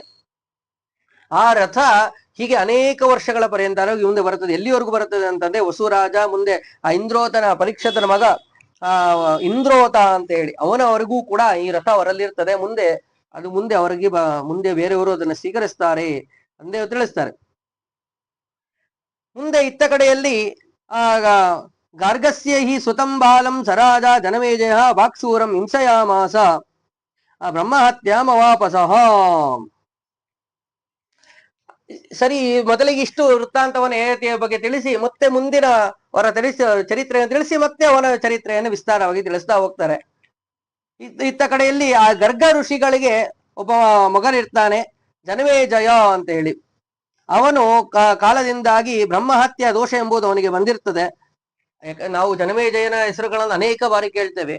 ಆ ಪರೀಕ್ಷಿತನ ಮಗನಾದಂತಹ ಸರ್ಪಯಾಗವನ್ನು ಮಾಡಿದಂತಹವನು ಬೇರೆ, ಇವನು ಬೇರೆ. ಇವನು ಗರ್ಗ ಋಷಿಗಳ ಮಗ. ಗರ್ಗ ಋಷಿಗಳ ಮಗ ಒಬ್ಬ ಇರ್ತಾನೆ. ಅವನನ್ನ ಈ ಜನಮೇಜಯ ಅಂತ ಮತ್ತೊಬ್ಬ ಜನಮೇಜಯ ಅವನ ಕೊಂದಿರ್ತಾನೆ, ಇವನನ್ನ ಗರ್ಗ ಋಷಿಗಳ ಮಗನನ್ನ ಕೊಂದಿರ್ತಾನೆ. ಜನಮೇಜಯ ಅಂತೇಳಿ ಅವರ ವಂಶದಲ್ಲಿ ಬರುವವರು ಅನೇಕರಿದ್ದಾರೆ. ಅದರಲ್ಲಿ ಒಬ್ಬ ಜನಮೇಜಯ ಈ ಗರ್ಗ ಋಷಿಗಳ ಮಗನನ್ನ ಕೊಂದಿದ್ದರಿಂದಾಗಿ ಗರ್ಗ ಋಷಿಗಳು ಇವನಿಗೆ ಶಾಪವನ್ನು ಕೊಟ್ಟಿರ್ತಾರೆ. ನೀನು ದುರ್ವಾಸನೆಯಿಂದ ಕುಡಿದವನಾಗು ಅಂತ ಹೇಳಿ ಶಾಪವನ್ನು ಕೊಟ್ಟಿರ್ತಾರೆ. ಇಂದ್ರೋತ ಜನಮೇಜಯ ಅಂತೇಳಿ ಅವನಿಗೆ ಕರೀತಾ ಇರ್ತಾರೆ. ಹೀಗೆ ಅದರಿಂದಾಗಿ ಅವನಿಗೆ ಬಹಳ ದುಃಖ ಆಗುವಂತೆ, ಯಾರೂ ಕೂಡ ಹತ್ರನೇ ಬರೋದಿಲ್ಲ. ಇಂತಹ ಪರಿಸ್ಥಿತಿ ಬಂದ್ಬಿಡ್ತಲ್ಲ ನಂಗೆ ಅಂತ ಹೇಳಿ ಬಹಳ ದುಃಖದಲ್ಲಿ ಇರ್ತಾನೆ. ಏನ್ ಮಾಡಿದ್ರು ಕೂಡ ವಾಸನೆ ಹೋಗ್ತಾ ಇಲ್ಲ, ಯಾವ ಜನರು ಕೂಡ ಹತ್ತಿರ ಬರ್ತಾನೆ ಇಲ್ಲ. ರಾಜ್ಯ ಹೆಂಗೆ ನಡೀಬೇಕು, ಏನು ಕೂಡ ಇಲ್ಲದೆ ಇರುವಂತಹ ಪರಿಸ್ಥಿತಿ ಬಂದು ಕೊಳೆದುಕೊಂಡ್ಬಿಡ್ತು. ಹೀಗಿರುವಾಗ ತತಸ್ಥ ದುಃಖ ಸಂತಪ್ತೋ ನಾಲವತ್ ಸಂವಿಧಂ ಕ್ವಚಿದ ಇಂದ್ರೋತ ಶೌನಕಂ ರಾಜ ಶರಣಂ ಪ್ರತ್ಯಪದ್ಯತೋ. ಆಗ ಕಾಡುಗಳಿಗೆ ಎಲ್ಲಾ ಕಡೆ ಸಂಚಾರವನ್ನು ಮಾಡ್ತಾರೆ. ಏನಾದ್ರೂ ಕೂಡ ಅದಕ್ಕೆ ಪರಿಹಾರವೇ ಸಿಗ್ತಿರ್ಲಿಲ್ಲ. ಕೊನೆಯಲ್ಲಿ ಶೌನಕ ಋಷಿಗಳನ್ನ ಶರಣು ಹೋಗ್ತಾರೆ. ಅವರನ್ನು ಪ್ರಾರ್ಥನೆ ಮಾಡಿದಾಗ, ಸರಿ, ನಾನು ನಿನಗೆ ಯಜ್ಞವನ್ನು ಮಾಡಿಸ್ತೇನೆ. ಅಶ್ವಮೇಧೇನ ರಾಜಾನಂ ಪಾವನಾರ್ಥಂ ದ್ವಿಜೋತ್ತಮ. ಮತ್ತೆ ನಿನಗೆ ಅಶ್ವಮೇಧ ಯಾಗವನ್ನು ಮಾಡಿಸಿ ಈ ಏನು ವಾಸನೆ ಎಲ್ಲವೂ ಕೂಡ ಇದೆಯೋ ಅದು ಮತ್ತೆ ಹೋಗುವಂತೆ ಮಾಡ್ತೇನೆ, ಹೋಗಿ ಮತ್ತೆ ನೀ ಎಲ್ಲವನ್ನು ಕೂಡ ಪಡೆಯುವಂತೆ ಮಾಡ್ತೀನಿ ಅಂತ ಹೇಳಿದಾಗ, ಆಯ್ತು, ಅವಶ್ಯವಾಗಿ ಆಗಲಿ ಅಂತ ಹೇಳಿ ತಾನು ಸ್ವೀಕರಿಸಿದ. ನೋಡಿ, ಇವರಿಗೆ ಶಾಪವೂ ಕೂಡ ಬಂದಿತ್ತು. ಅಷ್ಟೇ ಇಲ್ಲದೇನೆ ಗರ್ಗ ಋಷಿಗಳ ಮಗನನ್ನ ಕೊಂದದ್ದರಿಂದಾಗಿ ಬ್ರಹ್ಮಹತ್ಯೆ ದೋಷವೂ ಕೂಡ ಬಂದಿದೆ. ಹೀಗೆ ಆ ದೋಷ ಎಲ್ಲವೂ ಕೂಡ ಕೂಡಿದೆ. ಆದರೆ ಇವನು ಅಶ್ವಮೇಧ ಯಾಗವನ್ನ ಗುರುಗಳ ಅನುಗ್ರಹದಿಂದಾಗಿ, ಶೌನಕರ ಅನುಗ್ರಹದಿಂದಾಗಿ ತಾನು ಮಾಡಿದ್ದರ ಪ್ರಭಾವದಿಂದಾಗಿ ಅವನಿಗಿದ್ದಂತಹ ಎಲ್ಲ ಸಮಸ್ಯೆಗೂ, ಬ್ರಹ್ಮಹತ್ಯೆ ಆಗಲಿ ಅವರ ಶಾಪವಾಗಲಿ ಎಲ್ಲವೂ ಕೂಡ ಪರಿಹಾರವಾಗಿ ಹೋಗಿ ಶುದ್ಧನಾದ. ಹೇಗೆ ಅಂತಂದ್ರೆ ಎಲ್ಲ ಯಜ್ಞ ಮುಗಿತು, ಅವಭೃತ ಸ್ನಾನವನ್ನು ಮಾಡಿಸಿ ಅವನಿಗೆ ಆ ನೀರನ್ನ ಪ್ರೋಕ್ಷಣೆಯನ್ನು ಮಾಡಿದರೆ ಎಲ್ಲ ರೀತಿಯಾದ ವಾಸನೆಗಳು ಕೂಡ ಸಂಪೂರ್ಣವಾಗಿ ಹೋಗಿದೆ. ಅವನಿಗೆ ಅನೇಕ ರೋಗಗಳು ಕೂಡ ಬಂದಿತ್ತು. ಹೇಗೆ ಅಂದ್ರೆ ತ್ವಕ್ ರೋಗಗಳಂತಾರಲ್ಲ, ಚರ್ಮ ರೋಗ ಅಂತಾರಲ್ಲ, ಆ ರೀತಿಯಾದ ರೋಗಗಳು ಕೂಡ ಅವನಿಗೆ ಬಂದಿತ್ತು. ಪ್ರತಿಯೊಂದೂ ಕೂಡ ಹೋಗಿ ಒಳ್ಳೆಯ ಹೊಳಪು ಎಂಬುದು, ಕಾಂತಿ ಎಂಬುದು ಅಲ್ಲಿ ಮತ್ತೆ ಅವನಲ್ಲಿ ಬಂತು. ಅವನಿಗೆ ಹೀಗೆ ತಿಳಿಸಿ, ಸಚದಿವ್ಯೋ ರಥೋ ರಾಜನ್ ವಸೋಚೇಯ ಚೇದಿಪತೇಸ್ತದ ದತ್ತ ಶಕ್ರೇಣ ತುಷ್ಟೇನ ಲೋಭೋ ತಸ್ಮಾತ್ ಬೃಹದ್ರತಃ. ಹೀಗೆ ಸರಿ, ಏನು ರಥ ಇತ್ತಲ್ಲ, ಕೊನೆ ಇಲ್ಲಿ ಇವರ ತನಕ ಬಂದಿತ್ತು. ಮುಂದೆ ಆ ಯಾತಿ ಕೊಟ್ಟಂತ ರಥ ಹೀಗೆ ಇವರೆಲ್ಲ ಈ ಯಾವ ರಾಜನ ಕೊನೆ ಯಾವ ಇಂದ್ರೋತ ಜನಮೇಜನವರೆಗೂ ಕೂಡ ಬಂದಿತ್ತು. ಅವನಿಂದ ಜಯದಿರಾಜನಿಂದ ಬೃಹದ್ರಥ ಅವನಿಗೆ ಬಂತು. ಕೊನೆಯಲ್ಲಿ ಬೃಹದ್ರಥನಿಂದ ಜರಾಸಂದನಿಗೆ ಸೇರಿತು. ಜರಾಸಂದನನ್ನ ಭೀಮ ಅವನನ್ನು ಸೋಲಿಸಿ ಆ ರಥವನ್ನ ತೆಗೆದು ಕೃಷ್ಣನಿಗೆ ಅದನ್ನು ಸಮರ್ಪಣೆಯನ್ನು ಮಾಡಿದ. ಹೀಗೆ ಇಂದ್ರನ ರಥ ಯಯಾತಿಯ ಕೈ ಸೇರಿತ್ತು. ಯಯಾತಿಯಿಂದಾಗಿ ಇಲ್ಲಿವರೆಗೂ ಬಂದು ಕೊನೆಯಲ್ಲಿ ಆ ಭೀಮನಿಂದಾಗಿ ಯಾವ ಇಂದ್ರೋತ ಜನಮೇಜಯ ಅಂತ ಏನಿದ್ದು ಅವನಿಂದಾಗಿ ಅವನಿಂದ ಬೃಹದ್ರಥನಿಗೆ ಬಂತು. ಬೃಹದ್ರಥನಿಂದ ಜರಾಸಂದನಿಂದ ಭೀಮನಿಗೆ ಬಂದು ಭೀಮ ಅವನನ್ನು ಸೋಲಿಸಿ ತಗೊಂಬಂದ. ಅಂದು ಕೃಷ್ಣನಿಗೆ ಮರಳಿ ಸಮರ್ಪಣೆಯನ್ನು ಮಾಡಿದ. ಹೀಗೆ ಅದನ್ನ ತಿಳಿಸಿ ಮತ್ತೆ ಈ ವೃತ್ತಾಂತವನ್ನ, ಯಯಾತಿಯ ವೃತ್ತಾಂತವನ್ನ ತಿಳಿಸ್ತಾರೆ. ಆ ರಥದ ವೃತ್ತಾಂತಕ್ಕೋಸ್ಕರವಾಗಿ ಈ ಯಾವ ಇಂದ್ರೋತ ಜನಮೇಜಯ ವೃತ್ತಾಂತವನ್ನ ಮಧ್ಯದಲ್ಲಿ ತಿಳಿಸಿದ್ರು. ಆದ್ರೆ ವಿಸ್ತಾರವಾದಂತಹ ವಿಷಯವನ್ನು ಹೇಳುವಾಗ ಆ ಸಂಕ್ಷೇಪಕವಾದಂತಹ ಪ್ರಧಾನವಾದ ವಿಷಯ ಎಂಬುದು ಹೋಗಬಾರದು ಎಂಬುವಂತ ಉದ್ದೇಶದಲ್ಲಿ ಅದನ್ನ ತಿಳಿಸಿ ಮತ್ತೆ ವಿಸ್ತಾರ ವಿಷಯಕ್ಕೆ ಹೋಗುವಂತಹ ಕ್ರಮ ಇದೊಂದು. ಆ ಕ್ರಮದಲ್ಲಿ ವೇದವ್ಯಾಸ ದೇವರು ಅದನ್ನು ತಿಳಿಸ್ತಾ ಇದ್ದಾರೆ. ಸಪ್ತದ್ವೀಪ ಮಯಾದಿಸ್ತು ಇತ್ವಾ ಪೃಥ್ವಿಂ ಸಾಗರಂ ಅವ್ಯಭಜತ್ ಪಂಚದಾರಾಜಂ ಪುತ್ರಾಣಂ ನೌಷಸ್ತದ. ಹೀಗೆ ಇವನು ಸಂಪೂರ್ಣವಾಗಿ ಎಲ್ಲವನ್ನು ಆವರಿಸಿಕೊಂಡಿದ್ದಾನೆ, ಗೆದ್ದಿದ್ದಾನೆ. ಯಯಾತಿ ಚೆನ್ನಾಗಿ ರಾಜ್ಯವನ್ನು ಆಳ್ತಾ ಇದ್ದಾನೆ. ಅವರ ಮಕ್ಕಳಿಗೆಲ್ಲ ವಿಭಾಗವನ್ನ ಮಾಡಿಕೊಡ್ಬೇಕು ಇನ್ನು ಮುಂದೆ, ಸರಿ ಅಂತ ಹೇಳಿ ಅವರಿಗೆಲ್ಲರಿಗೂ ಕೂಡ ವಿಭಾಗವನ್ನ ಮಾಡಿಕೊಡ್ತಾ ಇದ್ದಾನೆ. ಇಲ್ಲಿ ವಿಭಾಗವನ್ನು ಮಾಡುವಾಗ ತತ್ಪೂರ್ವದಲ್ಲಿ ಹೆಚ್ಚಿನ ಭಾಗವನ್ನ ಪುರುವಿಗೆ ಕೊಟ್ಟ ಅಂತ ನಾವು ಕೇಳ್ತೀವಿ. ಯಾಕೆ ಅಂತಂದ್ರೆ ಒಂದು ಸಂದರ್ಭದಲ್ಲಿ ನಡೆದಂತಹ ಘಟನೆ ಏನು, ಶುಕ್ರಾಚಾರ್ಯರ ಮಗಳು ಇವನ ಹೆಂಡತಿ. ಆ ಸಂದರ್ಭದಲ್ಲಿ ಈ ಶುಕ್ರಾಚಾರ್ಯರ ಮಗಳು ದೇವಯಾನಿ ಇವಳು ತನ್ನ ತಂದೆ ಹತ್ರ ಹೇಳ್ತಾ ಇದ್ದಾಳೆ, ಶರ್ಮಿಷ್ಠಾಳನ್ನು ಇವನು ಮದುವೆಯಾಗಿದ್ದಾನೆ, ಅವಳಲ್ಲಿ ಸಂತಾನವನ್ನು ಪಡೆದಿದ್ದಾನೆ ಅಂತ ಎಲ್ಲ ವೃತ್ತಾಂತವನ್ನು ತಿಳಿಸಿದಾಗ ಸಿಟ್ಟು ಬಂದು ನಿನಗೆ ವೃದ್ಧಾಪ್ಯ ಬರಲಿ ಎಂಬುದಾಗಿ ಶಾಪವನ್ನು ಕೊಟ್ಟಿದ್ದಾರೆ ಶುಕ್ರಾಚಾರ್ಯರು. ಶಾಪವನ್ನು ಕೊಟ್ಟಿದ್ದರ ಪ್ರಭಾವದಿಂದಾಗಿ ಇತ್ತ ಕಡೆಯಲ್ಲಿ ಅವನಿಗೆ ವೃದ್ಧಾಪ್ಯ ಬಂದಿದೆ. ಆಗ ಮತ್ತೆ ಕ್ಷಮೆಯನ್ನು ಕೇಳಿದ್ದಾರೆ, ಹೇಗಾದ್ರೂ ಕೂಡ ಮಾಡಿ ನೋಡಿ, ನೀವೇನೋ ಶಾಪವನ್ನು ಕೊಟ್ಬಿಟ್ರಿ, ಈ ಶಾಪದಿಂದಾಗಿ ನನಗೊಬ್ಬನಿಗೆ ಸಮಸ್ಯೆ ಅಲ್ಲ, ನಿನ್ನ ಮಗಳಿಗೂ ಸಮಸ್ಯೆ. ಅವಳು ಕೂಡ ವೃದ್ಧನಾದಂತ ನನ್ನ ಜೊತೆ ಜೀವನ ಮಾಡುವಂತ, ನನ್ನ ಸೇವೆಯನ್ನೇ ಮಾಡ್ತಾ ಕುಳಿತುಕೊಳ್ಳುವಂತ ಪರಿಸ್ಥಿತಿ ಬರ್ತದೆ. ಭೋಗಾದಿಗಳನ್ನು ಯಾವುದೂ ಕೂಡ ಮಾಡುವಂತ ಪರಿಸ್ಥಿತಿ ಅವಳಿಗೆ ಬರೋದೇ ಇಲ್ಲ ಅಂತೇಳಿ ಇಲ್ಲಿ ನೋಡಿ. ಇಲ್ಲಿ ಆ ಗುಪ್ತ ಶರ್ಮಿಷ್ಠಾಳನ್ನ ಮದುವೆ ಆಗಿದ್ದು, ಆ ಮಕ್ಕಳು ಹುಟ್ಟಿದ್ದು ಯಾವುದೂ ಕೂಡ ಪೂರ್ವದಲ್ಲಿ ಅವಳಿಗೆ ಗೊತ್ತಿರೋದಿಲ್ಲ. ಆ ಮಕ್ಕಳನ್ನು ನೋಡಿ ಇವಳು ಅದನ್ನ ಹೋಗಿ ಹೇಳಿರ್ತಾಳೆ. ಅದರಿಂದಾಗಿ ದೇವಯಾನಿ ತಂದೆಯ ಹತ್ರ ಹೇಳಿದಾಗ ಶಾಪವನ್ನು ಕೊಡಿಸ್ತಾರೆ. ಆದರೆ ನೋಡು, ನಿನ್ನ ಮಗಳಿಗೆ ಏನೇ ಸಮಸ್ಯೆ ಆಗತ್ತದೆ ಅಂತ ಹೇಳಿದಾಗ, ಸರಿ ಆಯ್ತು, ಇಷ್ಟು ಹೇಳ್ತಾ ಇದ್ದೀಯಾ ಅಂತ ಹೇಳಿ ನನ್ನ ಮಗಳಿಗೋಸ್ಕರವಾಗಿ ನಿನಗೊಂದು ಉಪಾಯವನ್ನು ಹೇಳ್ತೀನಿ. ನಿಮಗೆ ಹುಟ್ಟಿದಂತಹ ಮಕ್ಕಳು 5 ಜನ ಏನಿರ್ತಾರೋ ಇವರಲ್ಲಿ ಯಾರಿಗಾದ್ರೂ ಕೂಡ ನಿಮ್ಮ ವೃದ್ಧಾಪ್ಯವನ್ನು ಕೊಟ್ಟು ನೀವು ತಾರುಣ್ಯವನ್ನು ಮತ್ತೆ ಪಡೆಯಬಹುದು ಅಂತ ಹೇಳಿದಾಗ, ಆ ಸಮಯದಲ್ಲಿ ಸರಿ ಆಯ್ತು ಅಂತ ಹೇಳಿ ಅವನು ಒಪ್ಕೊಂಡಿದ್ದಾನೆ. ಜರಾಮ್ಯೆ ಪ್ರತಿಗೃಹೀಶ್ವ ಪುತ್ರ ಕೃತ್ಯಾಂತರೇಣ ವೈ ಜರ ತರುಣಸ್ತವ ರೂಪೇಣ ಚರೇಯಂ ಪೃಥಿವೀಮಿಮಾಂ. ಯದುವಿಗೆ ಮೊದಲು ಕೇಳ್ತಾರೆ, ನೀನು ನನ್ನ ಯಾವ ಜರ ಅಂದ್ರೆ ಮುಪ್ಪನ್ನ ತೆಗೆದುಕೊಂಡು ನಿನ್ನ ತಾರುಣ್ಯವನ್ನ ಕೊಡು, ಕೆಲವು ವರ್ಷಗಳ ನಂತರವಾಗಿ ನಾನು ಭೋಗಾದಿಗಳನ್ನ ಮಾಡಿ ಮತ್ತೆ ನಿನಗೆ ಯಾವ ತಾರುಣ್ಯವನ್ನ ಕೊಡ್ತೇನೆ ತಾನು ಹೇಳಿದ್ದಾನೆ. ನೋಡಿ, ಮುಪ್ಪು ಅಂದ ತಕ್ಷಣದಲ್ಲಿ ಕೇವಲ ಏನೋ ಒಂದು ವಯಸ್ಸಾಗಿದೆ ಅಂತ ಅಷ್ಟೇ ಬರುವುದಿಲ್ಲ, ಅದರ ಜೊತೆಯಲ್ಲಿ ರೋಗಾದಿಗಳು ಎಲ್ಲವೂ ಕೂಡ ಇದ್ದಿದ್ದೆ, ಎಲ್ಲವೂ ಕೂಡ ಸಹಿತವಾಗಿಯೇ ಇವನಿಗೆ ಅದು ಬಂದಿರ್ತದೆ. ಆ ಸಮಯದಲ್ಲಿ ಆಗ ಯದುಕುಮಾರ ಹೇಳ್ತಾನೆ, ಇಲ್ಲ, ನನ್ನ ಕೈಯಲ್ಲಿ ಸಾಧ್ಯ ಇಲ್ಲ. ಯಾಕೆ ಅಂತಂದ್ರೆ ಈ ಮುಪ್ಪು ಬಂತಂದ್ರೆ ಸ್ವಲ್ಪ ಸಮಯದಲ್ಲಿ ಏನೇ ಕಾಲವಾಗುವಂತಹ ಪರಿಸ್ಥಿತಿಯೂ ಕೂಡ ಇರ್ತದೆ. ಆದರೆ ನಾನು ಅನೇಕ ಸಂಕಲ್ಪಗಳನ್ನು ಕೂಡ ಮಾಡಿದ್ದೇನೆ. ಬ್ರಾಹ್ಮಣರ ಮನಸ್ಸಿನ ರಥಗಳನ್ನ ಇಚ್ಛೆಗಳನ್ನ ಪೂರ್ಣವನ್ನು ಮಾಡ್ತೀನಿ, ಯಾರೇ ಬಂದು ಏನೇ ಕೇಳಿದ್ರು ಕೂಡ ಅದನ್ನ ನಾನು ಪೂರ್ಣ ಮಾಡ್ತೀನಿ ಎಂಬುದಾಗಿ ಸಂಕಲ್ಪವನ್ನು ಮಾಡಿದ್ದೇನೆ.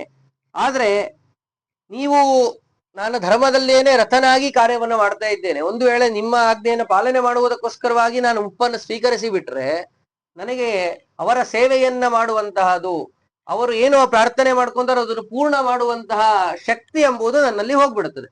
ಆದ್ದರಿಂದ ಆ ಶಕ್ತಿ ಎಂಬುದು ಇರಬೇಕಾದ್ರೆ ನಾನು ನಿಮಗೆ ತಾರುಣ್ಯವನ್ನು ಕೊಟ್ಟೆ ಅಂತಂದ್ರೆ ಯಾವುದು ಕೂಡ ಸಾಧ್ಯ ಇಲ್ಲ. ಯಾರಾದ್ರೂ ಕೂಡ ದುಷ್ಟರು ಬಂದು ಆ ಯೋಗ್ಯರಿಗೆ ಬ್ರಾಹ್ಮಣರಿಗೆ ಕಷ್ಟವನ್ನು ಕೊಟ್ಟರೆ ಆ ದುಷ್ಟರನ್ನ ನಾಶ ಮಾಡುವಂತಹದ್ದು, ಅವರ ಜೊತೆ ಯುದ್ಧ ಮಾಡುವಂತಹ ಶಕ್ತಿ ಎಲ್ಲವನ್ನು ಕೂಡ ನಾನು ಕಳೆದುಕೊಳ್ಳುವಂತಹ ಪರಿಸ್ಥಿತಿ ನನಗೆ ಬರ್ತದೆ. ಅದಕ್ಕೋಸ್ಕರವಾಗಿ ನಾನು ಕೊಡುವುದಿಲ್ಲ ಅಂತ ಹೇಳ್ತಾರೆ. ಸರಿ ಆಯ್ತು. ಮತ್ತೆ ಉಳಿದಂತಹ ಮಕ್ಕಳಿಗೆ ಕೇಳಿದರೆ ದೃಶ್ಯು ತುರ್ವಸು ಅನು ಯಾರೂ ಕೂಡ ಅದನ್ನ ಒಪ್ಕೊಳ್ಳೋದೇ ಇಲ್ಲ. ಕೊನೆಯಲ್ಲಿ ಅವರೆಲ್ಲರಿಗೂ ಕೂಡ ಅವ್ರು ಯಾರು ಕೂಡ ಕೊಡದೇ ಇದ್ದಾಗ ಕೊನೆಯಲ್ಲಿ ಪೂರ್ವಿಗೆ ಕೇಳ್ತಾರೆ. ಪೂರ್ವಿಗೆ ಕೇಳಿದಾಗ ಅವನು, ನೀವು ಕೊಟ್ಟಂತಹದೇ ಅವಶ್ಯವಾಗಿ ಕೊಡ್ತೇನೆ ಅಂತ ಹೇಳಿ ಅವನಿಗೆ ಕೊಡ್ತಾರೆ. ಕೊಡುವಾಗ ಕೂಡ ಇವರಿಗೆ ಹೆಚ್ಚಿನ ಭಾಗವನ್ನು ಕೊಟ್ಟಿರ್ತಾರೆ.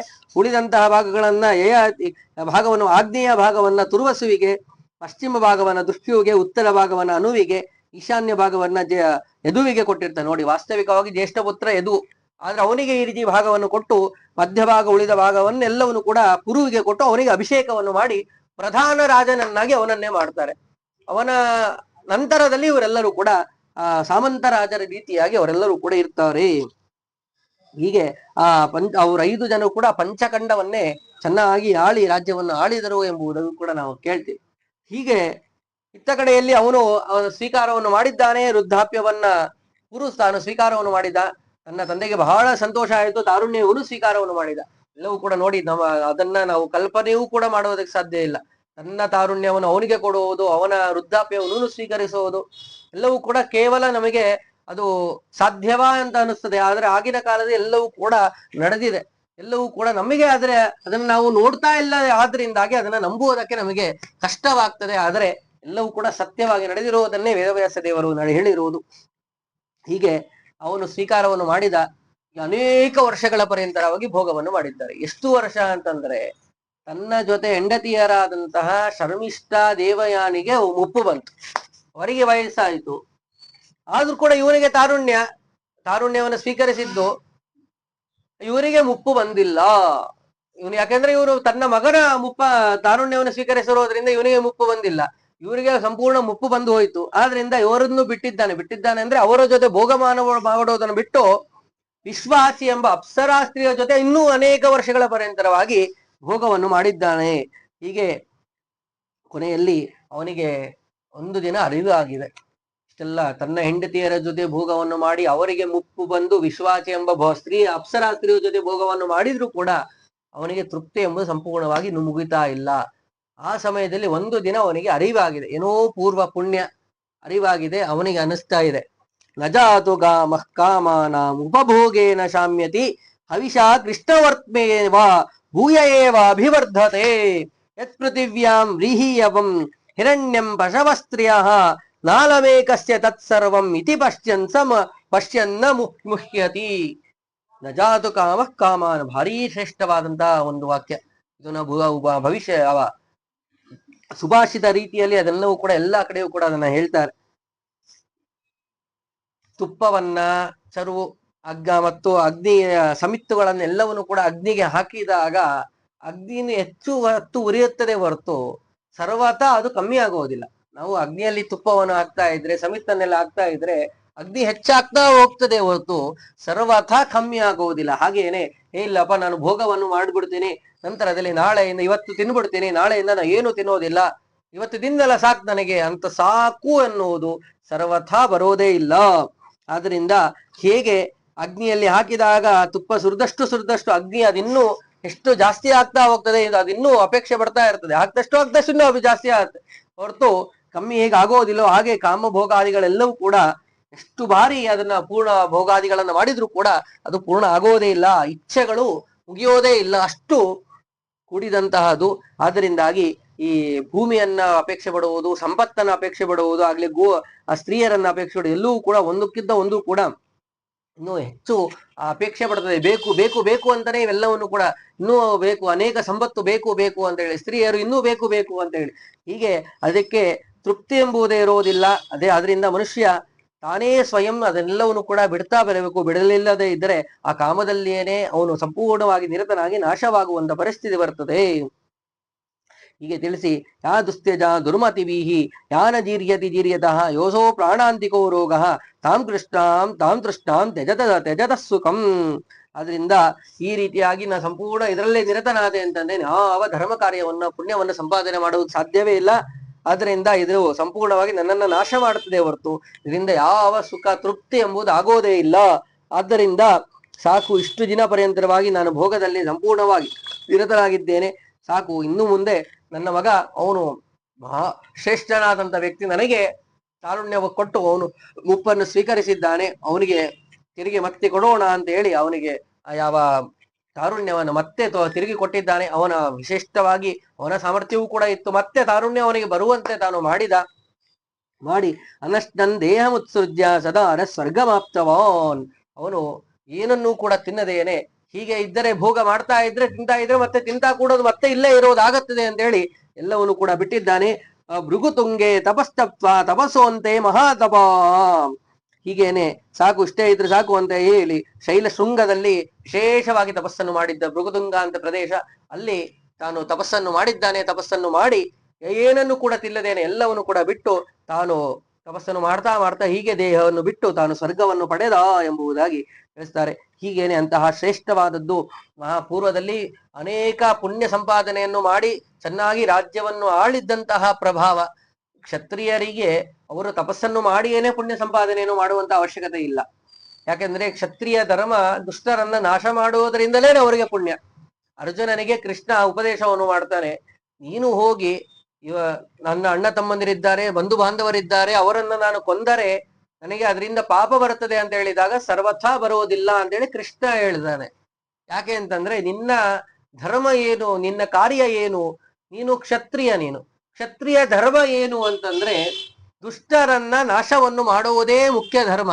ನಿನಗೆ ಯಾವುದರಿಂದ ಪುಣ್ಯ ಬರ್ತದೆ ಅಂತಂದ್ರೆ ನೀನು ಅದನ್ನ ಬಿಟ್ಟು ದಂಡ ಕಮಂಡಲುಗಳನ್ನ ಹಿಡಿದುಕೊಂಡು ತಪಸ್ಸನ್ನು ಮಾಡಿದ್ರೆ ಸರ್ವಥಾ ನಿನಗೆ ಪುಣ್ಯ ಬರುವುದಿಲ್ಲ. ಕೃಷ್ಣ ಹೇಳುವಂತ ಮಾತು. ಆದರೆ ತಪಸ್ಸನ್ನು ಮಾಡಲೇಬಾರದು ಅಂತ ಸರ್ವಥಾ ಅರ್ಥ ಅಲ್ಲ. ಆ ಕ್ಷತ್ರಿಯ ಧರ್ಮವನ್ನ ಪಾಲನೆ ಮಾಡುವುದಕ್ಕೆ ಯೋಗ್ಯವಾದಂತಹ ವಯಸ್ಸು, ಶಕ್ತಿ, ಆಯುಷ್ಯ ಎಲ್ಲವೂ ಕೂಡ ಇದ್ದಂತಹ ಸಮಯದಲ್ಲಿ ನೀನು ಅದನ್ನ ಬಿಟ್ಟು ಕ್ಷತ್ರಿಯ ಧರ್ಮ ಏನು, ದುಷ್ಟರನ್ನ ನಾಶ ಮಾಡುವುದು, ಅದನ್ನ ಬಿಟ್ಟು ಒಂದು ವೇಳೆ ನೀನು ಈ ರೀತಿ ತಪಸ್ಸನ್ನು ಮಾಡುವುದಾಗಲಿ ಅಥವಾ ಇತ್ತ ಕಡೆ ಲೌಕಿಕವಾಗಿ ಭೋಗಾದಿಗಳನ್ನ ಮಾಡುವುದಾಗಿ ಯಾವುದು ಮಾಡಿದ್ರೂ ಕೂಡ ಇದರಿಂದ ನಿನಗೆ ಫಲ ಸಿಗುವುದಿಲ್ಲ. ಆದ್ರಿಂದ ಇನ್ನು ಪುಣ್ಯ ನಿನಗೆ ಬರಬೇಕಾದ್ರೆ ದುಷ್ಟರನ್ನೇ ನಾಶ ಮಾಡಬೇಕು, ಇದರಿಂದಲೇನೇ ಫಲ. ಅವರು ನಿನ್ನ ಬಂಧು ಬಾಂಧವರು ಅಂತ ತಿಳಿದುಕೊಂಡು ಕುಳಿತುಕೊಂಡ್ರೆ ಅದರಿಂದ ಪ್ರಯೋಜನ ಅಲ್ಲ. ಇವರೆಲ್ಲವೂ ಕೂಡ ಕೇವಲ ಈ ದೇಹಕ್ಕೆ ಸಂಬಂಧಪಟ್ಟಾಗ ಮಾತ್ರ ಸಂಬಂಧಿಗಳು. ಪೂರ್ವ ಯಾವಾಗ್ಲೂ ಕೂಡ ಅನಂತ ಜನ್ಮಗಳಿಂದ ನಿನ್ನ ಸಂಬಂಧಪಟ್ಟವಂತವರಲ್ಲ ಇವರು ಯಾರು ಕೂಡ. ಆದ್ದರಿಂದಾಗಿ ಇವರು ದುಷ್ಟ ಕೃತ್ಯಗಳನ್ನ ಮಾಡ್ತಾ ಇದ್ದಾರೆ, ಅಧರ್ಮದಲ್ಲಿ ರಥರಾಗಿದ್ದಾರೆ. ಆದ್ದರಿಂದ ಅವರನ್ನ ಸೋಲಿಸುವುದರಿಂದಲೇನೆ, ಅವರನ್ನ ಸಂಹಾರ ಮಾಡುವುದರಿಂದಲೇನೆ ಪುಣ್ಯ.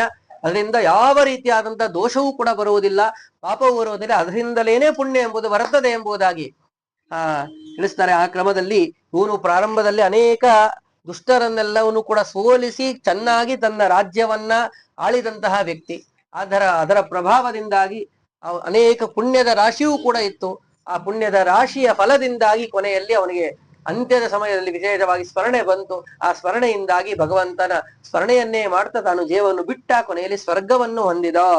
ತಸ್ಯ ವಂಶೇ ಮಹಾರಾಜ ಪಂಚರಾಜರ್ಷಿ ಸತ್ತಮಾಹ ಯೇ ವ್ಯಾಪ್ತಾಹ ಪೃಥಿವೀ ಸರ್ವಾಹ ಸೂರ್ಯಸ್ಯೇವ ಗಪಸ್ತಿಭಿಃ ಯದೋಸ್ತು ಶೃಣುರಾಜರ್ಷೇಃ ವಂಶಂ ರಾಜರ್ಷಿ ಸತ್ಕೃತಂ ಯತ್ರ ನಾರಾಯಣೋ ಜಗ್ನೆ ಹರಿಹಿ ವೃಷ್ಟಿ ಕುಲೋದ್ಭವಃ. ಹೀಗೆ ಈಗ 5 ಜನ ಮಕ್ಕಳು ಅಂತ ನಾವು ಏನ್ ಕೇಳಿದ್ವಿ, ಅವರೆಲ್ಲರೂ ಕೂಡ ಅವರ ವಂಶ ಚೆನ್ನಾಗಿ ವಿಸ್ತಾರವಾಗಿ ಹೋಯಿತು. ಅವರೆಲ್ಲ ಮಹಾಪರಾಕ್ರಮಿಗಳಾಗಿ ಚೆನ್ನಾಗಿ ಭೂಮಂಡ ಎಲ್ಲವೂ ಕೂಡ ಅವರ ಶಕ್ತಿ ತೇಜಸ್ಸು ಎಲ್ಲ ಕಡೆ ವಿಸ್ತಾರವಾಗಿ ಹೋಯಿತು ಅಂತ ಮಹಾಜ್ಞಾನಿಗಳು. ಮುಂದೆ ಸಾಕ್ಷಾತ್ ಭಗವಂತ ಶ್ರೀಮನ್ನಾರಾಯಣ ವೃಷ್ಟಿ ವಂಶ ಯದು ವಂಶದಲ್ಲಿ ಅವತಾರವನ್ನು ಮಾಡಿದಂತ ವೃತ್ತಾಂತವನ್ನ ವಿಸ್ತಾರವಾಗಿ ತಿಳಿಸ್ತಾ ಹೋಗ್ತೇನೆ. ಯದು ವಂಶದಲ್ಲಿ ಏನೇ ಸಾಕ್ಷಾತ್ ಭಗವಂತ ಶ್ರೀಮನ್ನಾರಾಯಣ ಹುಟ್ಟಿದ್ದು. ಯಾಕೆ ಅಂತಂದ್ರೆ ಈ ಸಾಕ್ಷಾತ್ ನಾರಾಯಣ ಕೃಷ್ಣ ಪರಮಾತ್ಮ ಅವತಾರ ಮಾಡಿರೋದ್ರಿಂದಲೇ ಈ ವಂಶಕ್ಕೆ ಎಲ್ಲ ಮಹಾ ಜ್ಞಾನಿಗಳೂ ಕೂಡ ರಾಜರ್ಷಿಗಳೂ ಕೂಡ ಇವರನ್ನ ಸ್ತೋತ್ರವನ್ನು ಮಾಡ್ತಾರೆ. ಯಾಕೆಂದ್ರೆ ಆ ವಂಶಕ್ಕೆ ಅಷ್ಟು ಮಹತ್ವ ಬಂದಿರುವುದೇ ಕೃಷ್ಣನ ಅವತಾರವಾದದ್ರಿಂದಾಗಿ. ಅಂತಹ ಕೃಷ್ಣನ ಪರಮ ಮಂಗಳಕರವಾದ ಅವತಾರ ವೃತ್ತಾಂತವು ಈ ಮುಂದಿನ ವಿಷಯಗಳಲ್ಲಿ ಬರ್ತದೆ. ಅಂತಹ ಶ್ರೇಷ್ಠವಾದ ವಂಶ ಯದುವಂಶದ ವಿಸ್ತಾರ ವೃತ್ತಾಂತವನ್ನ ಮುಂದೆ ತಿಳಿಸ್ತೇನೆ ಎಂಬುದಾಗಿ ತಿಳಿಸ್ತಾರೆ. ಮುಂದೆ ಇಷ್ಟು ಏನು ಪೂರ್ವದಲ್ಲಿ ಪುರುವಿನ ಯಯಾತಿಯ ವಂಶಾವಳಿಯನ್ನ ತಿಳಿಸಿದ್ರು, ಅದನ್ನ ಚಿಂತನೆ ಮಾಡುವುದರಿಂದ ಶ್ರವಣ ಮಾಡುವುದರಿಂದ ಬರುವ ಫಲವೇನು ಅಂತಂದ್ರೆ ಧನ್ಯ ಪ್ರಜಾವಾನ್ ಆಯುಷ್ಮಾನ್ ಕೀರ್ತಿಮಾಂಶ ಭವೇನ್ನರಃ ಯಯಾತೇಹೇ ಚರಿತಂ ಪುಣ್ಯಂ ಪಟನ್ ಶೃಣ್ವನ್ನರಾಧಿಪ. ಯಾರು ಈ ಯಯಾತಿಯ ಚರಿತ್ರೆಯನ್ನ ಯಯಾತಿಯ ವಂಶದಲ್ಲಿ ಬರುವಂತವರ ಚರಿತ್ರೆಯನ್ನ ಶ್ರವಣವನ್ನು ಮಾಡ್ತಾರೋ ಅವರಿಗೆ ವೈರಾಗ್ಯ ಉದಾರವಾದಂತ ಮನಸ್ಸು. ಯಾಕೆ ಅಂತಂದ್ರೆ ನೋಡಿ, ನಮಗೆ 1 ರೂಪಾಯಿಯನ್ನು ಕೊಡಬೇಕಂದ್ರೆ ಮನಸ್ಸಿಲ್ಲದೆ ಇದ್ರೆ ಯಾವ 1 ರೂಪಾಯಿಯನ್ನು ಕೂಡ ಕೊಡುವುದಕ್ಕೆ ಬರುವ ಶಕ್ತಿ ಮನಸ್ಸು ಬರುವುದಿಲ್ಲ. ಆದ ನೋಡಿ, ಸಾಮಾನ್ಯವಾಗಿ ಯಾರಲ್ಲಿ 1 ಕೋಟಿ ರೂಪಾಯಿ ಇರ್ತದೆಯೋ ಅಥವಾ ಅವನ ಶಕ್ತಿಯ ಹೆಚ್ಚಿನ ಸಂಪತ್ತು ಇರುತ್ತದೋ ಅವನು ಹೆಚ್ಚಿನ ಸಂಪತ್ತನ್ನು ಕೊಟ್ಟರೆ ಅವನಿಗೆ ಅದರಿಂದಾಗಿ ಶ್ರೇಯಸ್ಸು. 10 ರೂಪಾಯಿ ಇರುವಂತ ವ್ಯಕ್ತಿ 1 ರೂಪಾಯೋ ಅಥವಾ 50 ಪೈಸೆ ಕೊಟ್ಟರೂ ಕೂಡ ಅವನಿಗೆ ಅದರಿಂದ ಪೂರ್ಣವನ್ನು ಕೊಡ್ತಾರೆ. ದೇವರು ನೋಡುವುದು ಅವನ ಭಕ್ತಿ, ಅವನು ಯಾವ ರೀತಿ ಉದಾರ ಮನಸ್ಸಿನಿಂದಾಗಿ ಕೊಡ್ತಾನೆ ಎಂಬುವಂತಹ ಚಿಂತನೆ. ಅಂತಹ ಉದಾರವಾದ ಮನಸ್ಸು ಈ ಚರಿತ್ರೆಯನ್ನು ಕೇಳುವುದರಿಂದಾಗಿ ಬರ್ತದೆ. ತಪಸ್ಸು ಮಾಡುವಂತಹ ಸಾಮರ್ಥ್ಯ, ಹಾಗೆ ಇದೆಲ್ಲವೂ ಕೂಡ ಮತ್ತೆ ಆ ಪಿತೃವಿನ ಭಕ್ತಿ, ಪಿತೃಭಕ್ತಿಯನ್ನ ಮಾಡಿದ್ದರಿಂದಾಗಿ ಚರಿತ್ರೆಯನ್ನು ಕೇಳುವುದರಿಂದಾಗಿ ಪಿತೃಭಕ್ತಿ ಅಂತಹ ಶ್ರೇಷ್ಠವಾದ ಫಲಗಳು ಮತ್ತೆ ಕಲ್ಯಾಣ ಆದಿಗಳ ಫಲಗಳು ಕೂಡ, ಕೀರ್ತಿ ಮೊದಲಾದಂತಹ ಫಲಗಳು ಕೂಡ ಈ ಅಧ್ಯಾಯವನ್ನ ಚರಿತ್ರೆಯನ್ನು ಕೇಳುವುದರಿಂದ ಪ್ರಾಪ್ತಿಯಾಗ್ತದೆ ಎಂಬುದಕ್ಕೆ ಚಿಂತನೆ ಮಾಡ್ತಾ ಶ್ರೀಕೃಷ್ಣಾರ್ಪಣ ಮಸ್ತು. ಮುಂದೆ ಕೃಷ್ಣನ ವೃತ್ತಾಂತಗಳೆಲ್ಲವೂ ಕೂಡ ಬರ್ತದೆ. ಮುಂದೆ ಚಿಂತನೆಯನ್ನು ಮಾಡೋಣ. ಶ್ರೀಕೃಷ್ಣಾರ್ಪಣ ಮಸ್ತು.